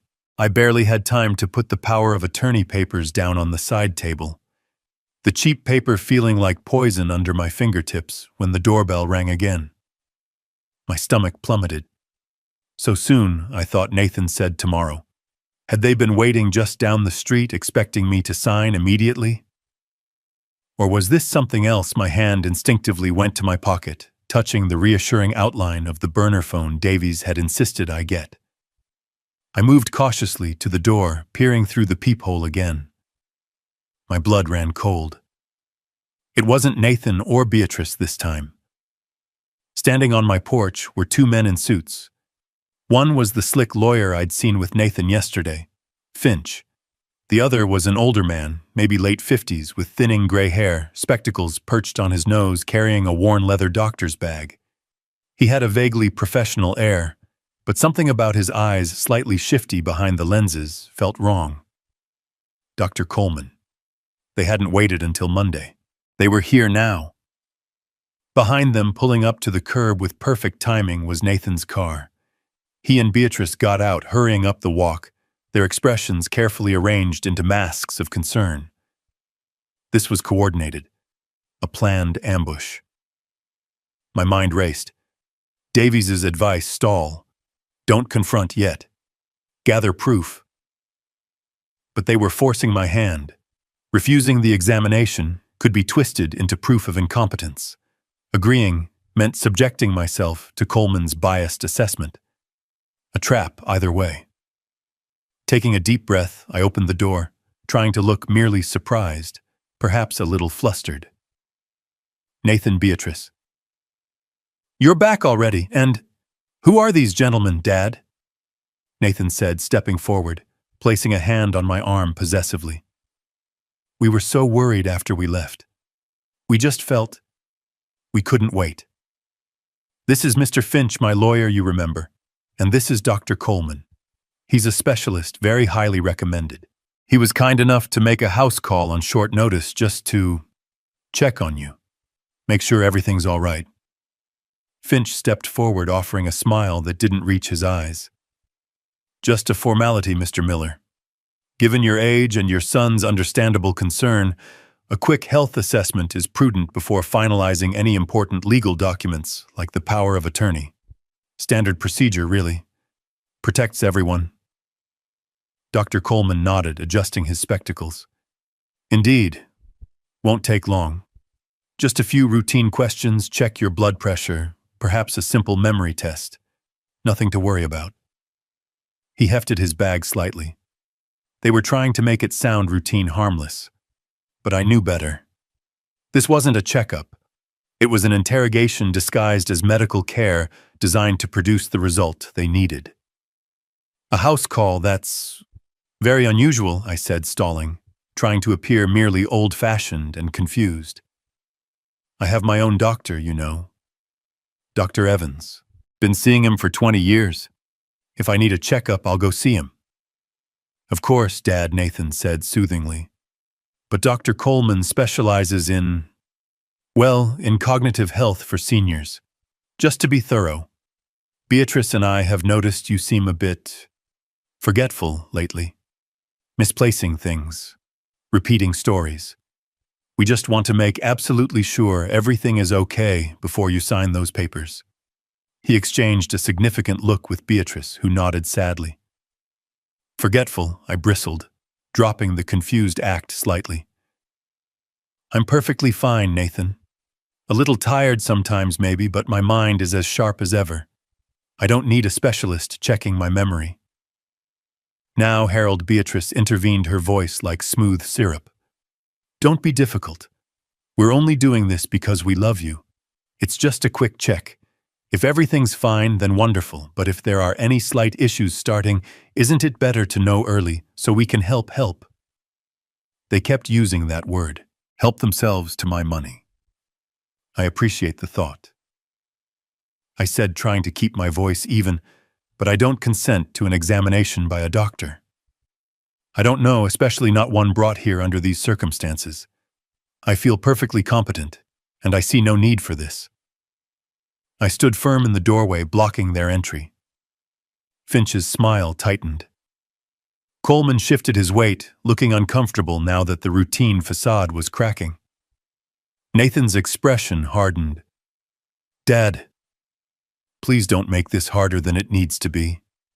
Harder how, Nathan? I challenged him, looking him straight in the eye. Harder for you to get what you want. Finch stepped forward again, his voice losing its earlier smoothness, taking on a sharper, legalistic tone. Mr. Miller, I must advise you that your refusal to undergo a basic competency assessment, particularly when concerns have been raised by your immediate family regarding your recent behavior and memory lapses, could be interpreted legally. Interpreted how I demanded, though I already knew the answer. It could be seen as evidence that you are aware of potential cognitive decline and are attempting to conceal it, Finch stated coldly. Your son and daughter-in-law have documented several instances. Your disappearance yesterday, your apparent confusion today, your resistance to sensible precautions, like the power of attorney, combined with a refusal for a simple medical evaluation. He let the threat hang in the air. Coleman cleared his throat, picking up the cue. Medically speaking, resistance to assessment is often a symptom in itself in early-stage dementia or related cognitive disorders. The patient often lacks insight into their own condition. Lack of insight. Dementia. They were building their case right here on my doorstep, using my own self-defense against me. I felt the walls of the trap closing in tighter. They had anticipated my refusal. This was part of their script. This is outrageous, I said, my voice trembling slightly now, not with fear, but with anger. You barge into my home with a strange doctor and lawyer, accuse me of being senile based on lies from my own son, and then threaten me with legal action if I don't submit to your bogus examination, Dad. We're not threatening. Nathan started, but Finch cut him off with a raised hand. Mr. Miller, let me be perfectly clear, Finch said, his eyes like chips of ice. Your family is deeply concerned. They have sought legal counsel, myself, and medical advice, Dr. Coleman, because they believe you may no longer be capable of managing your significant assets safely and responsibly. They have a legal and moral obligation to act in your best interest. If you refuse reasonable steps to assess your capacity, such as this examination, we will be left with no choice but to petition the probate court to appoint a legal guardian for you. Guardianship. The word hit me like a physical blow. That was the end game. Complete control. Stripping me of all autonomy. The court would review the evidence, Finch continued relentlessly, including Dr. Coleman's professional opinion, based on the family's reports, and your refusal to cooperate, along with the documented instances of concerning behavior. It's a serious step, Mr. Miller, and one we hope to avoid. Agreeing to this simple assessment today is the easiest way to demonstrate your competence and put your family's minds at ease. My mind was racing. If I slammed the door, they'd use it against me. If I let them in, Coleman would write whatever report Finch and Nathan paid him to write. I needed to stall, but how Davies needed more time. Pete needed more time. I looked past them towards the street, hoping for what? A miracle, an escape. There was none. I was cornered right here on my own porch by my son, his wife, a crooked lawyer, and a doctor for hire. The carefully constructed world I thought I knew had completely crumbled, leaving me exposed and vulnerable. But deep down beneath the fear and the anger, a stubborn spark remained. They hadn't won yet. I took another slow breath, trying to control the tremor in my hands, meeting Finch's cold stare with one of my own. I stared at Finch, then at Coleman, then at my son Nathan, whose face was a mask of strained patience, and Beatrice, who looked like a cat ready to pounce. Guardianship. Petition the court. They had it all figured out. My refusal was just another piece of their manufactured evidence. For a moment, a wave of weariness washed over me. Maybe it would be easier to just give in, sign the papers, let them take what they wanted. Avoid the fight, the public humiliation. But then I thought of Martha. I thought of the years we worked side by side, saving, planning, dreaming of a secure retirement, of leaving something meaningful behind. I thought of Gus's warning, Pete's loyalty, Davy's steady competence. No, easier wasn't right. Easier wasn't me. So, I said, my voice surprisingly steady even though my insides were churning. You intend to go to court armed with lies from my son and a bought and paid for medical opinion to try and steal my property. Finch bristled. Mr. Miller, those are serious accusations. We are merely following procedure based on legitimate concerns. Legitimate concerns. A car door slammed shut outside, closer this time. Footsteps crunched on the gravel driveway. My heart leaped. Could it be? Before Finch could continue his oily justification, my front door swung open. Standing there, calm and imposing, was Robert Davies, my lawyer. Beside him, looking solid and grimly determined, was my friend Pete Johnson. Davies stepped inside, his sharp eyes taking in the scene in an instant. Me cornered on my porch, Finch and Coleman flanking me, Nathan and Beatrice hovering anxiously. Pete stood just behind him, a silent, formidable presence. "Gentlemen," Davies said, his voice cutting through the tension like a razor. "And Beatrice, quite a gathering. I hope you weren't unduly pressuring my client." Finch and Coleman froze, completely blindsided. Nathan's jaw dropped. Beatrice let out a small, strangled gasp. "Davies, what are you doing here?" Finch stammered, losing his composure for the first time. "I represent Mr. Harold Miller," Davies replied smoothly, stepping further into the entryway, effectively positioning himself between me and the others. Pete moved to stand beside me on the porch step. And I arrived just in time, it seems, to hear some rather alarming threats being made regarding petitions for guardianship, based on unsubstantiated claims of incompetence. He placed his leather briefcase firmly on my porch railing. Now, Davies, it was just a discussion of options." Finch began trying to regain control. "Was it?" Davies raised an eyebrow, because it sounded remarkably like coercion. He opened his briefcase, pulling out a slim folder. "Perhaps we should review the actual evidence regarding Mr. Miller's competence, shall we?" He held up a small, crumpled piece of paper. "Let's start with this. An appointment reminder for Mr. Harold Miller at Dr. Alan Coleman's clinic, scheduled for Monday, November 3rd. Purpose Cognitive Capacity Evaluation." He looked directly at Coleman, whose face had gone pale. "Doctor, did Mr. Miller make this appointment himself?" Coleman stammered, adjusting his glasses nervously. "Well, no, his son arranged it, expressing concerns." "Concerns," Davies repeated skeptically. "Concerns conveniently timed, just as Mr. Miller was being pressured to sign a power of attorney, drafted by Mr. Finch here. A document Mr. Miller had explicitly stated he wanted reviewed independently. He didn't wait for an answer. We also have a sworn statement from a witness, Mr.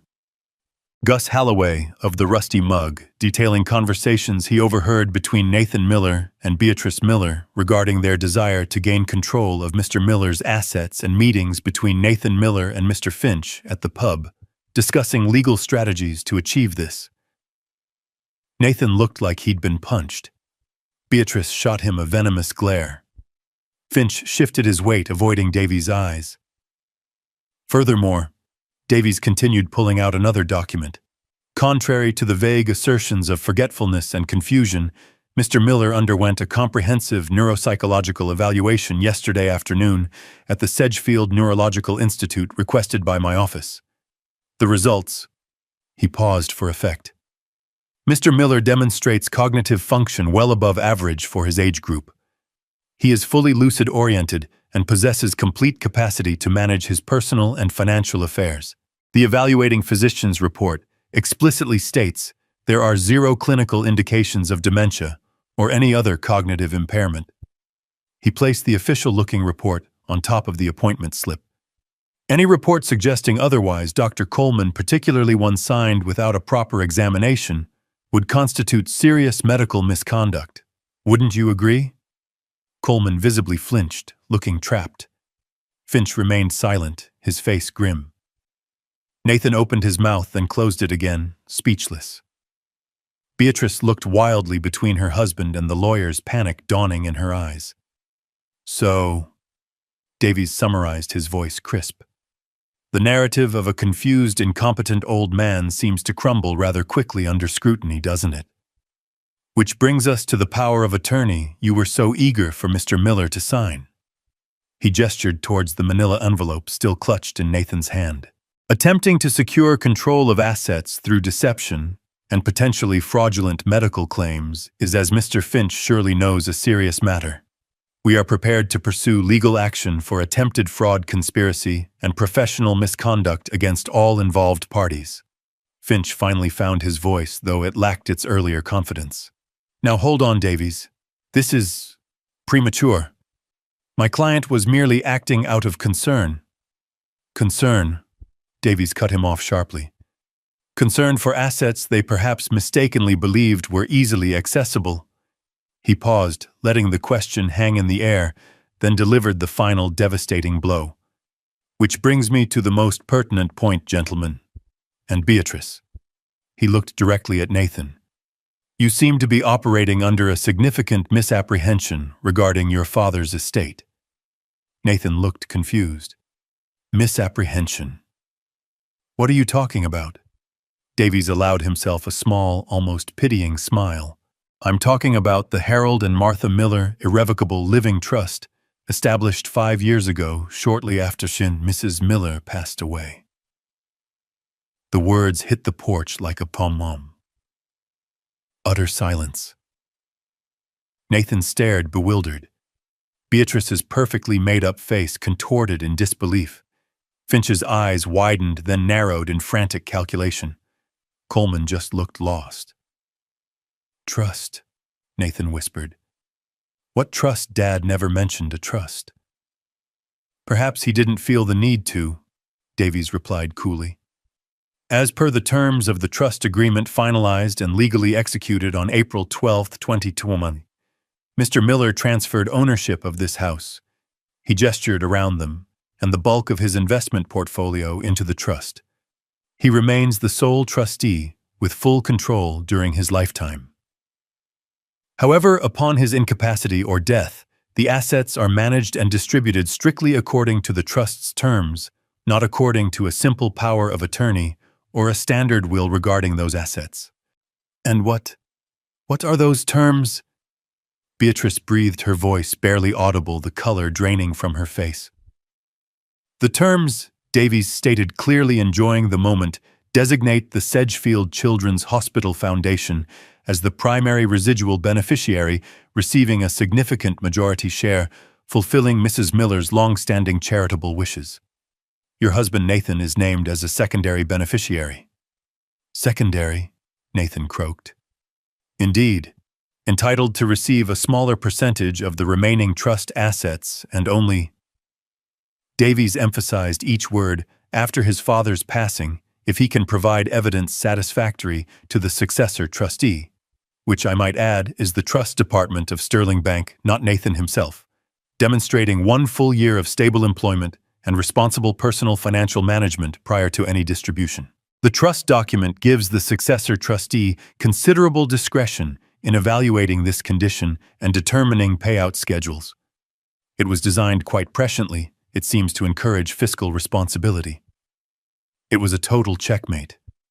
The house, the investments, the gold mine Beatrice thought they were sitting on was locked away legally, shielded its distribution, tied to conditions Nathan likely couldn't meet anytime soon, with the lion's share going elsewhere entirely.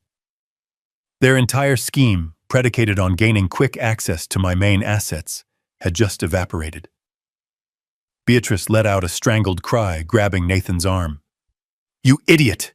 You told me it was simple. You told me everything was in his name." "I didn't know," Nathan yelled back, pulling his arm away, his face crumbling. "Dad never told me." Finch took a step back, visibly distancing himself, his face a mask of professional horror, likely already calculating how to salvage his own career from this disaster. Coleman looked like he wanted the ground to swallow him whole. Davies calmly gathered his papers. "So, gentlemen, Beatrice, it appears your urgent need for a power of attorney and a competency evaluation is rather moot regarding the primary assets, and your attempts to procure these through questionable means now look considerably less like family concern and considerably more like actionable fraud." He looked pointedly at Finch and Coleman. "I suspect the State Bar and the Medical Board will be very interested in our findings." The carefully constructed facade had shattered completely, leaving only the ugly reality of their greed and desperation exposed under the harsh afternoon light. The air on the porch crackled with stunned silence. Beatrice stared at Davies, her mouth slightly open, the color completely gone from her face. Nathan looked utterly lost, shaking his head slightly as if trying to wake from a nightmare. Finch and Coleman exchanged panicked glances, their professional masks slipping to reveal naked fear. Davies didn't give them time to recover. He pressed his advantage, his voice sharp and precise. "So let's summarize the situation, shall we? We have evidence of a conspiracy to fraudulently obtain control of Mr. Miller's assets through coercion, falsified medical assessments, and undue influence." He looked pointedly at Finch. "Mr. Finch, as an officer of the court, your involvement in drafting documents based on what appears to be manufactured grounds for incapacity, and your presence here today, attempting to intimidate Mr. Miller, exposes you to severe disciplinary action from the State Bar, not to mention potential criminal charges for conspiracy to commit fraud." Finch swallowed hard, his usual slick demeanor gone. "Now, Davies, let's not jump to conclusions. My client merely expressed concerns." "Concerns?" Davies cut him off. "Concerns that conveniently aligned with a plan to bypass the clear terms of an existing irrevocable trust. You failed to discover due diligence seems lacking, Mr. Finch.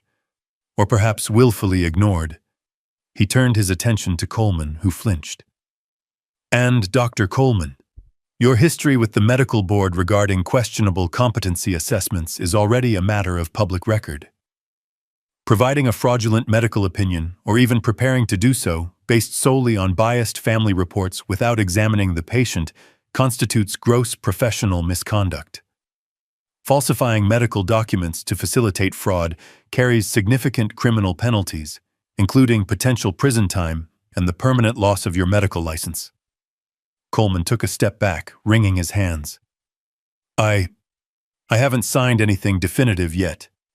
I was merely here to assess based on lies," Davies countered, "with a predetermined outcome in mind, judging by the appointment slip and Mr. Houghton Finch's presence. I think the district attorney's office will find that assessment rather damning." He let the threat hang in the air, thick and heavy. Then he turned to Nathan and Beatrice, his voice losing its legal chill and taking on a tone of cold contempt. "And as for you two, attempting to defraud your own father, conspiring to have him falsely declared incompetent, trying to coerce him into signing legal documents under false pretenses. These actions are not just morally reprehensible, they are illegal. Conspiracy to commit fraud, potential elder abuse charges. The legal ramifications are severe. And given the evidence we possess, witness statements, the appointment slip, Mr. Miller's confirmed competence, and the very existence of the protective trust, your chances in court are negligible." That's when the dam finally broke. Beatrice rounded on Nathan, her face contorted with fury. "This is your fault," she shrieked, forgetting all pretense of the concerned daughter-in-law. "Your stupid plan, your useless lawyer, you told me it was foolproof, you told me the old man was practically senile already, you told me the money was basically ours." Nathan recoiled, stunned by her venom. Then his own anger flared. My fault. You were the one pushing day and night. When are we getting the money, Nathan? Why is your father being so difficult? We need that house, you and your endless spending. The credit card bills, the car payments, the vacations we couldn't afford. That's why we needed the money. So you blame me for your weakness, Beatrice spat back. You couldn't stand up to your own mother. You couldn't manage your own finances. I had to come up with a plan because you were drowning in debt and too pathetic to do anything about it. A plan? Nathan laughed bitterly. This wasn't a plan, Beatrice. It was a disaster. Using Finch, paying off Coleman, lying to my own father's face, and for what? A trust fund we can barely touch. You didn't even know about the trust. Because you were supposed to know, she screamed. You're his son. You were supposed to know about his damn money. All those years sucking up to him, and you didn't even know about a trust. Some provider you are.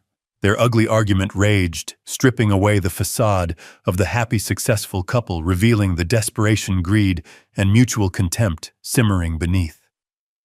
Finch and Coleman looked increasingly desperate to escape the crossfire, inching towards the edge of the porch.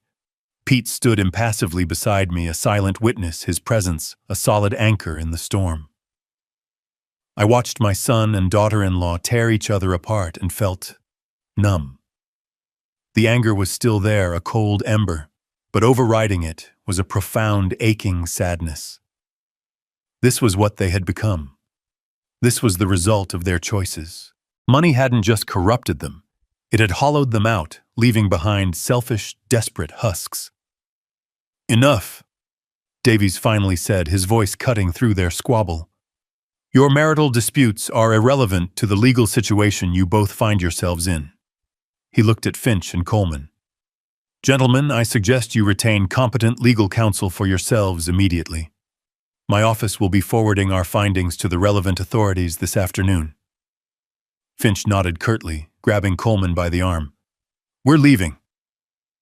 They practically fled down the porch steps, scrambling into Finch's car without a backward glance. Nathan watched them go, then turned back to me, his face a wreck of tears, snot, and desperation. Dad, please, he sobbed, taking a step towards me. Please don't do this. It was Beatrice. She pressured me. The debts. I didn't know what else to do. Beatrice scoffed from behind him. Oh, cry me a river, Nathan. Don't try and pin this all on me now. You were in it just as deep. You wanted that money just as much as I did. She turned to me, trying one last desperate appeal, her eyes wild. Harold, please, think of the family. Think of the grandkids you might have someday. Don't ruin your son's life over some misunderstanding. Misunderstanding. Even now she couldn't face the truth. There was no misunderstanding, Beatrice. I said, my voice quiet but firm. There was a deliberate plan to defraud an old man. My lawyer has the evidence. The authorities will handle it now. But the money, Nathan wailed. What are we going to do? We'll lose everything, the house, the cars.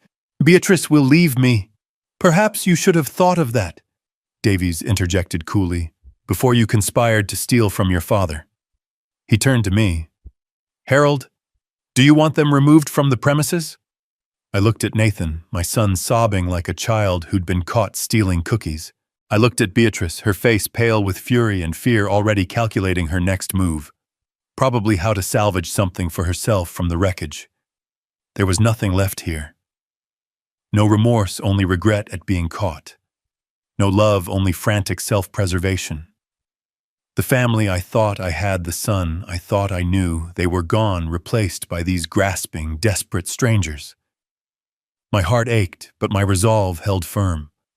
This was the consequence of their actions, the bitter harvest they had sown. I looked at Davies, then back at the wreck my son and daughter-in-law had become, their faces streaked with tears, and fury accusations still hanging heavy in the air between them. Pete stood silently beside me, a solid, unwavering presence. The decision wasn't hard, but it ached deep in my bones. Yes, I said, my voice quiet, but carrying in the sudden stillness. Yes, I want them to leave. Now. I turned to face Nathan and Beatrice fully. The noise, the shouting, the panic seemed to drain away, leaving only a vast, empty space where a family used to be. Nathan, Beatrice, you need to go. Nathan stared at me, his eyes wide with disbelief, red-rimmed from crying. Go, Dad, go. Where? What are you saying? You can't just kick us out. I'm your son. His voice cracked on the last word, a raw plea that tugged at something ancient and deep within me, the instinct to protect, to forgive. But the image of him outside Finch's office, grinning, plotting, flashed in my mind. The memory of Gus's warning, the cold dread I felt hiding in that alley. That instinct was now overridden by the harsh reality of his betrayal. You were my son, Nathan.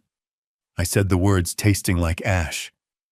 The son I raised would never have done this, would never have conspired with strangers to defraud his own father, would never have tried to have me declared incompetent to steal what wasn't his.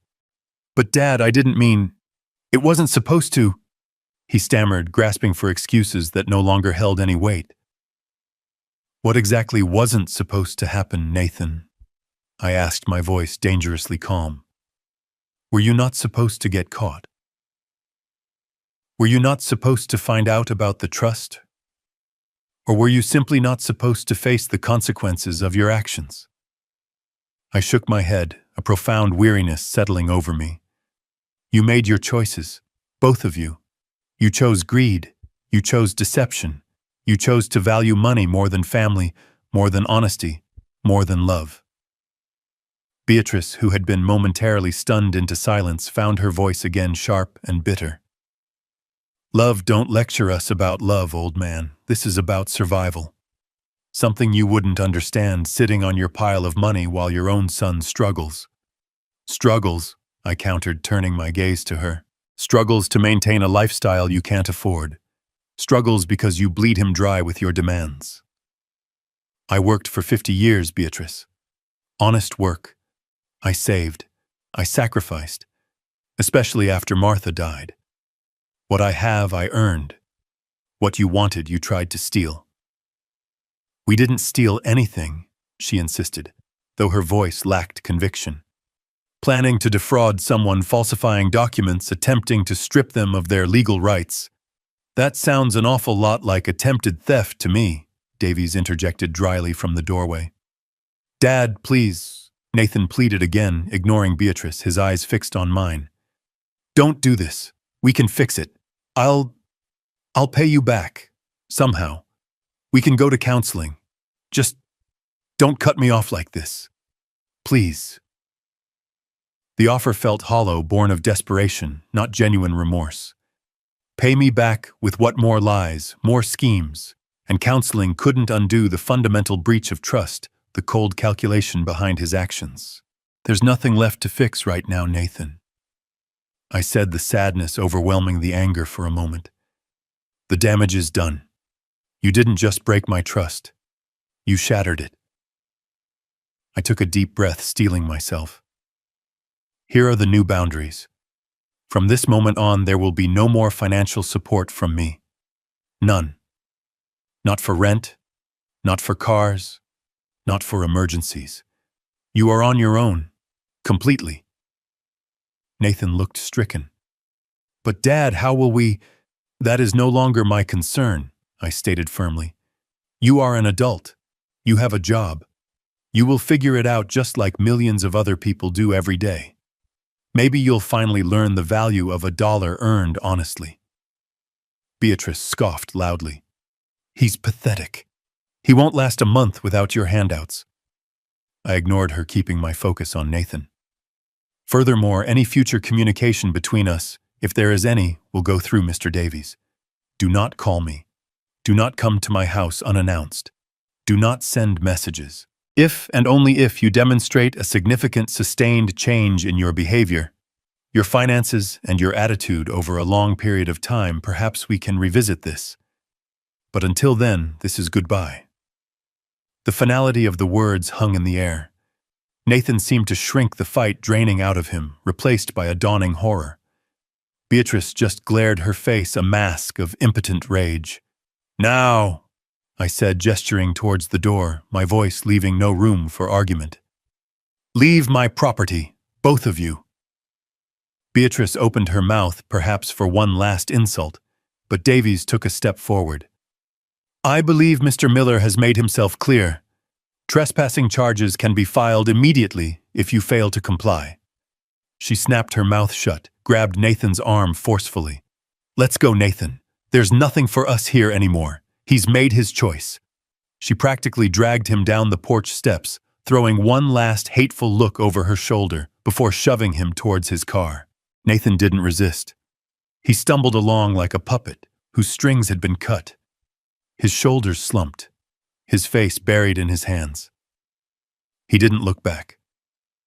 I watched them drive away, the sound of their car engine fading down the street, until only the quiet chirping of birds remained.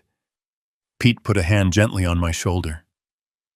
"You did the right thing, Harold. The hard thing, but the right thing."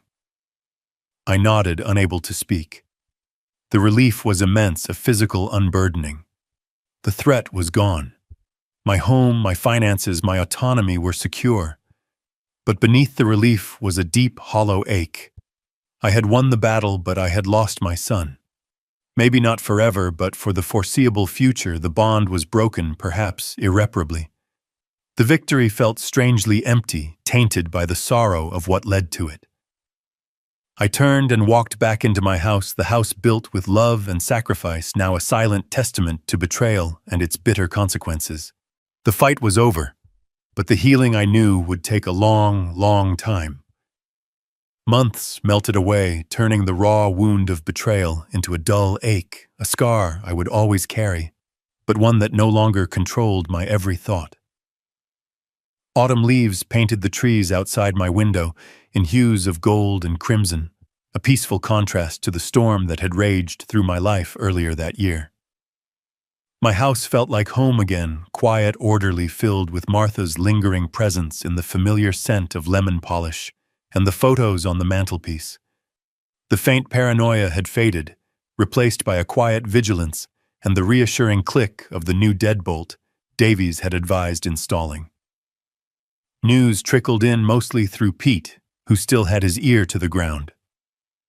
Finch, the slick lawyer, was facing a serious ethics investigation by the state bar.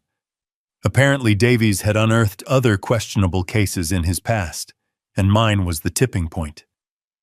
His career was likely over. Dr. Coleman fared even worse. The medical board, armed with his past reprimand and the irrefutable evidence from my case, especially the appointment slip and my clean bill of health from Sedgefield, had suspended his license indefinitely pending a full hearing. He wouldn't be signing any more fraudulent competency reports anytime soon. Justice, it seemed, was grinding slowly but surely. As for Nathan and Beatrice, their downfall was less official, but perhaps more personally devastating. Pete heard through the grapevine that the financial pressure combined with the public humiliation of their failed scheme, word got around even without headlines, had shattered their already fragile marriage. Beatrice apparently had left Nathan, taking what little she could salvage and moving back in with her parents. Nathan was struggling. He'd had to sell the flashy sedan Pete reported seeing him driving, an old beat-up hatchback. Rumor had it, he was desperately trying to refinance the mortgage on their oversized house, the one bought on the expectation of my future financial demise, and was likely facing foreclosure. He was still employed, surprisingly, but his reputation at work was tarnished. People talked. People judged. He was paying the price not just legally through potential civil suits Davies kept simmering on the back burner, but socially and financially isolated and adrift. Did I take pleasure in their misfortune? No. Hearing about Nathan's struggles stirred a complex mix of sadness and grim validation. He had made his bed. Now he had to lie in it. My role was simply to ensure he didn't try to drag me back down with him. My days settled into a comfortable rhythm. Fishing with Pete down at Miller's Pond became a regular fixture again. We'd sit for hours, lines cast, barely speaking, sometimes just enjoying the quiet companionship, the gentle lap of water against the shore. He never pried about Nathan, just offered silent support, a shared understanding that ran deeper than words. Occasionally, I'd drop by the Rusty Mug for a beer, usually in the quiet afternoon. Gus would greet me with a nod, pour my usual draft, and we'd chat about the weather, the local sports team, anything but the events that had brought us closer. But there was an unspoken respect between us now, a shared knowledge of a secret kept, a truth revealed. He'd clapped me on the back once, shortly after Nathan and Beatrice left my house that final day. "Glad you sorted it out," Harold was all he said, but it meant the world. Davies handled everything with quiet efficiency. The irrevocable trust was ironclad, protecting the house and investments. My personal accounts were secure. I updated my will, formalizing the trust's terms as my final wishes, ensuring the hospital received its due, and adding a small, separate bequest for Pete. For Nathan, the conditional clause remained, a distant possibility entirely dependent on his own actions. Davies agreed it was fair, providing a path, however narrow, for potential reconciliation while protecting my legacy. One crisp October morning, sorting through the mail, I found a plain white envelope with Nathan's handwriting. No return address. My hand hesitated before opening it. What now? More excuses, more demands disguised as apologies. Inside was a single sheet of lined paper folded neatly. The handwriting was shaky, almost childlike. "Dad," it began. "I don't know if you'll even read this. I guess I deserve that. I know sorry isn't enough. Not even close. What we did, was wrong. So wrong. I see that now. Living like this, scrambling to pay bills I should have been able to handle years ago, was losing everything. It's hell, but it's a hell I made. I don't expect you to forgive me. Maybe ever. But I wanted to say, I've started a new job. Second job, actually. Driving deliveries at night. It's humbling, but it's honest work. I'm trying, Dad. Trying to stand on my own feet like you always wanted me to, like I should have learned to do decades ago. Trying to be someone maybe someday you wouldn't be ashamed of again. Maybe one day I can earn back. Not your trust, maybe that's gone forever. But maybe just a conversation. No pressure. No asking for anything. Just to talk. Nathan. I read the letter twice, 3 times. The words felt different from his earlier desperate pleas. There was a rawness, a humility I hadn't heard from him in years. Was it genuine or just another manipulation, a new angle now that the old ones had failed? I didn't know, and honestly it didn't matter right now. He was right. Sorry wasn't enough. Actions spoke louder. I folded the letter carefully and put it away in my desk drawer beside Martha's picture. I didn't reply, not yet. Maybe not ever. But the bitterness that had lodged itself in my heart felt slightly less sharp. The door wasn't completely closed, perhaps. Just locked, waiting for the right key, a key only Nathan himself could forge through sustained, genuine change. I walked out onto my porch, breathing in the cool autumn air. The neighborhood was quiet. My house stood solid around me, safe, secure. Mine. I had faced the storm, navigated the treacherous waters of betrayal, and emerged weary but whole. The future was uncertain, especially regarding my son. But for the first time in a long time, it felt like my future mine to shape, mine to live in peace. And that was a victory worth fighting for. This story powerfully illustrates that setting firm boundaries, even with family, is crucial for self-respect and security. Harold's journey shows how unchecked generosity can unintentionally enable financial exploitation and emotional manipulation. Recognizing red flags, trusting your instincts, and seeking professional help, like lawyers or trusted friends, are vital steps. Ultimately, the narrative underscores that true respect isn't bought with financial support, and that reclaiming your independence and dignity, however painful the process, is essential for peace of mind. It's never too late to protect yourself. What lessons did you take away from Harold's experience? Let us know in the comments.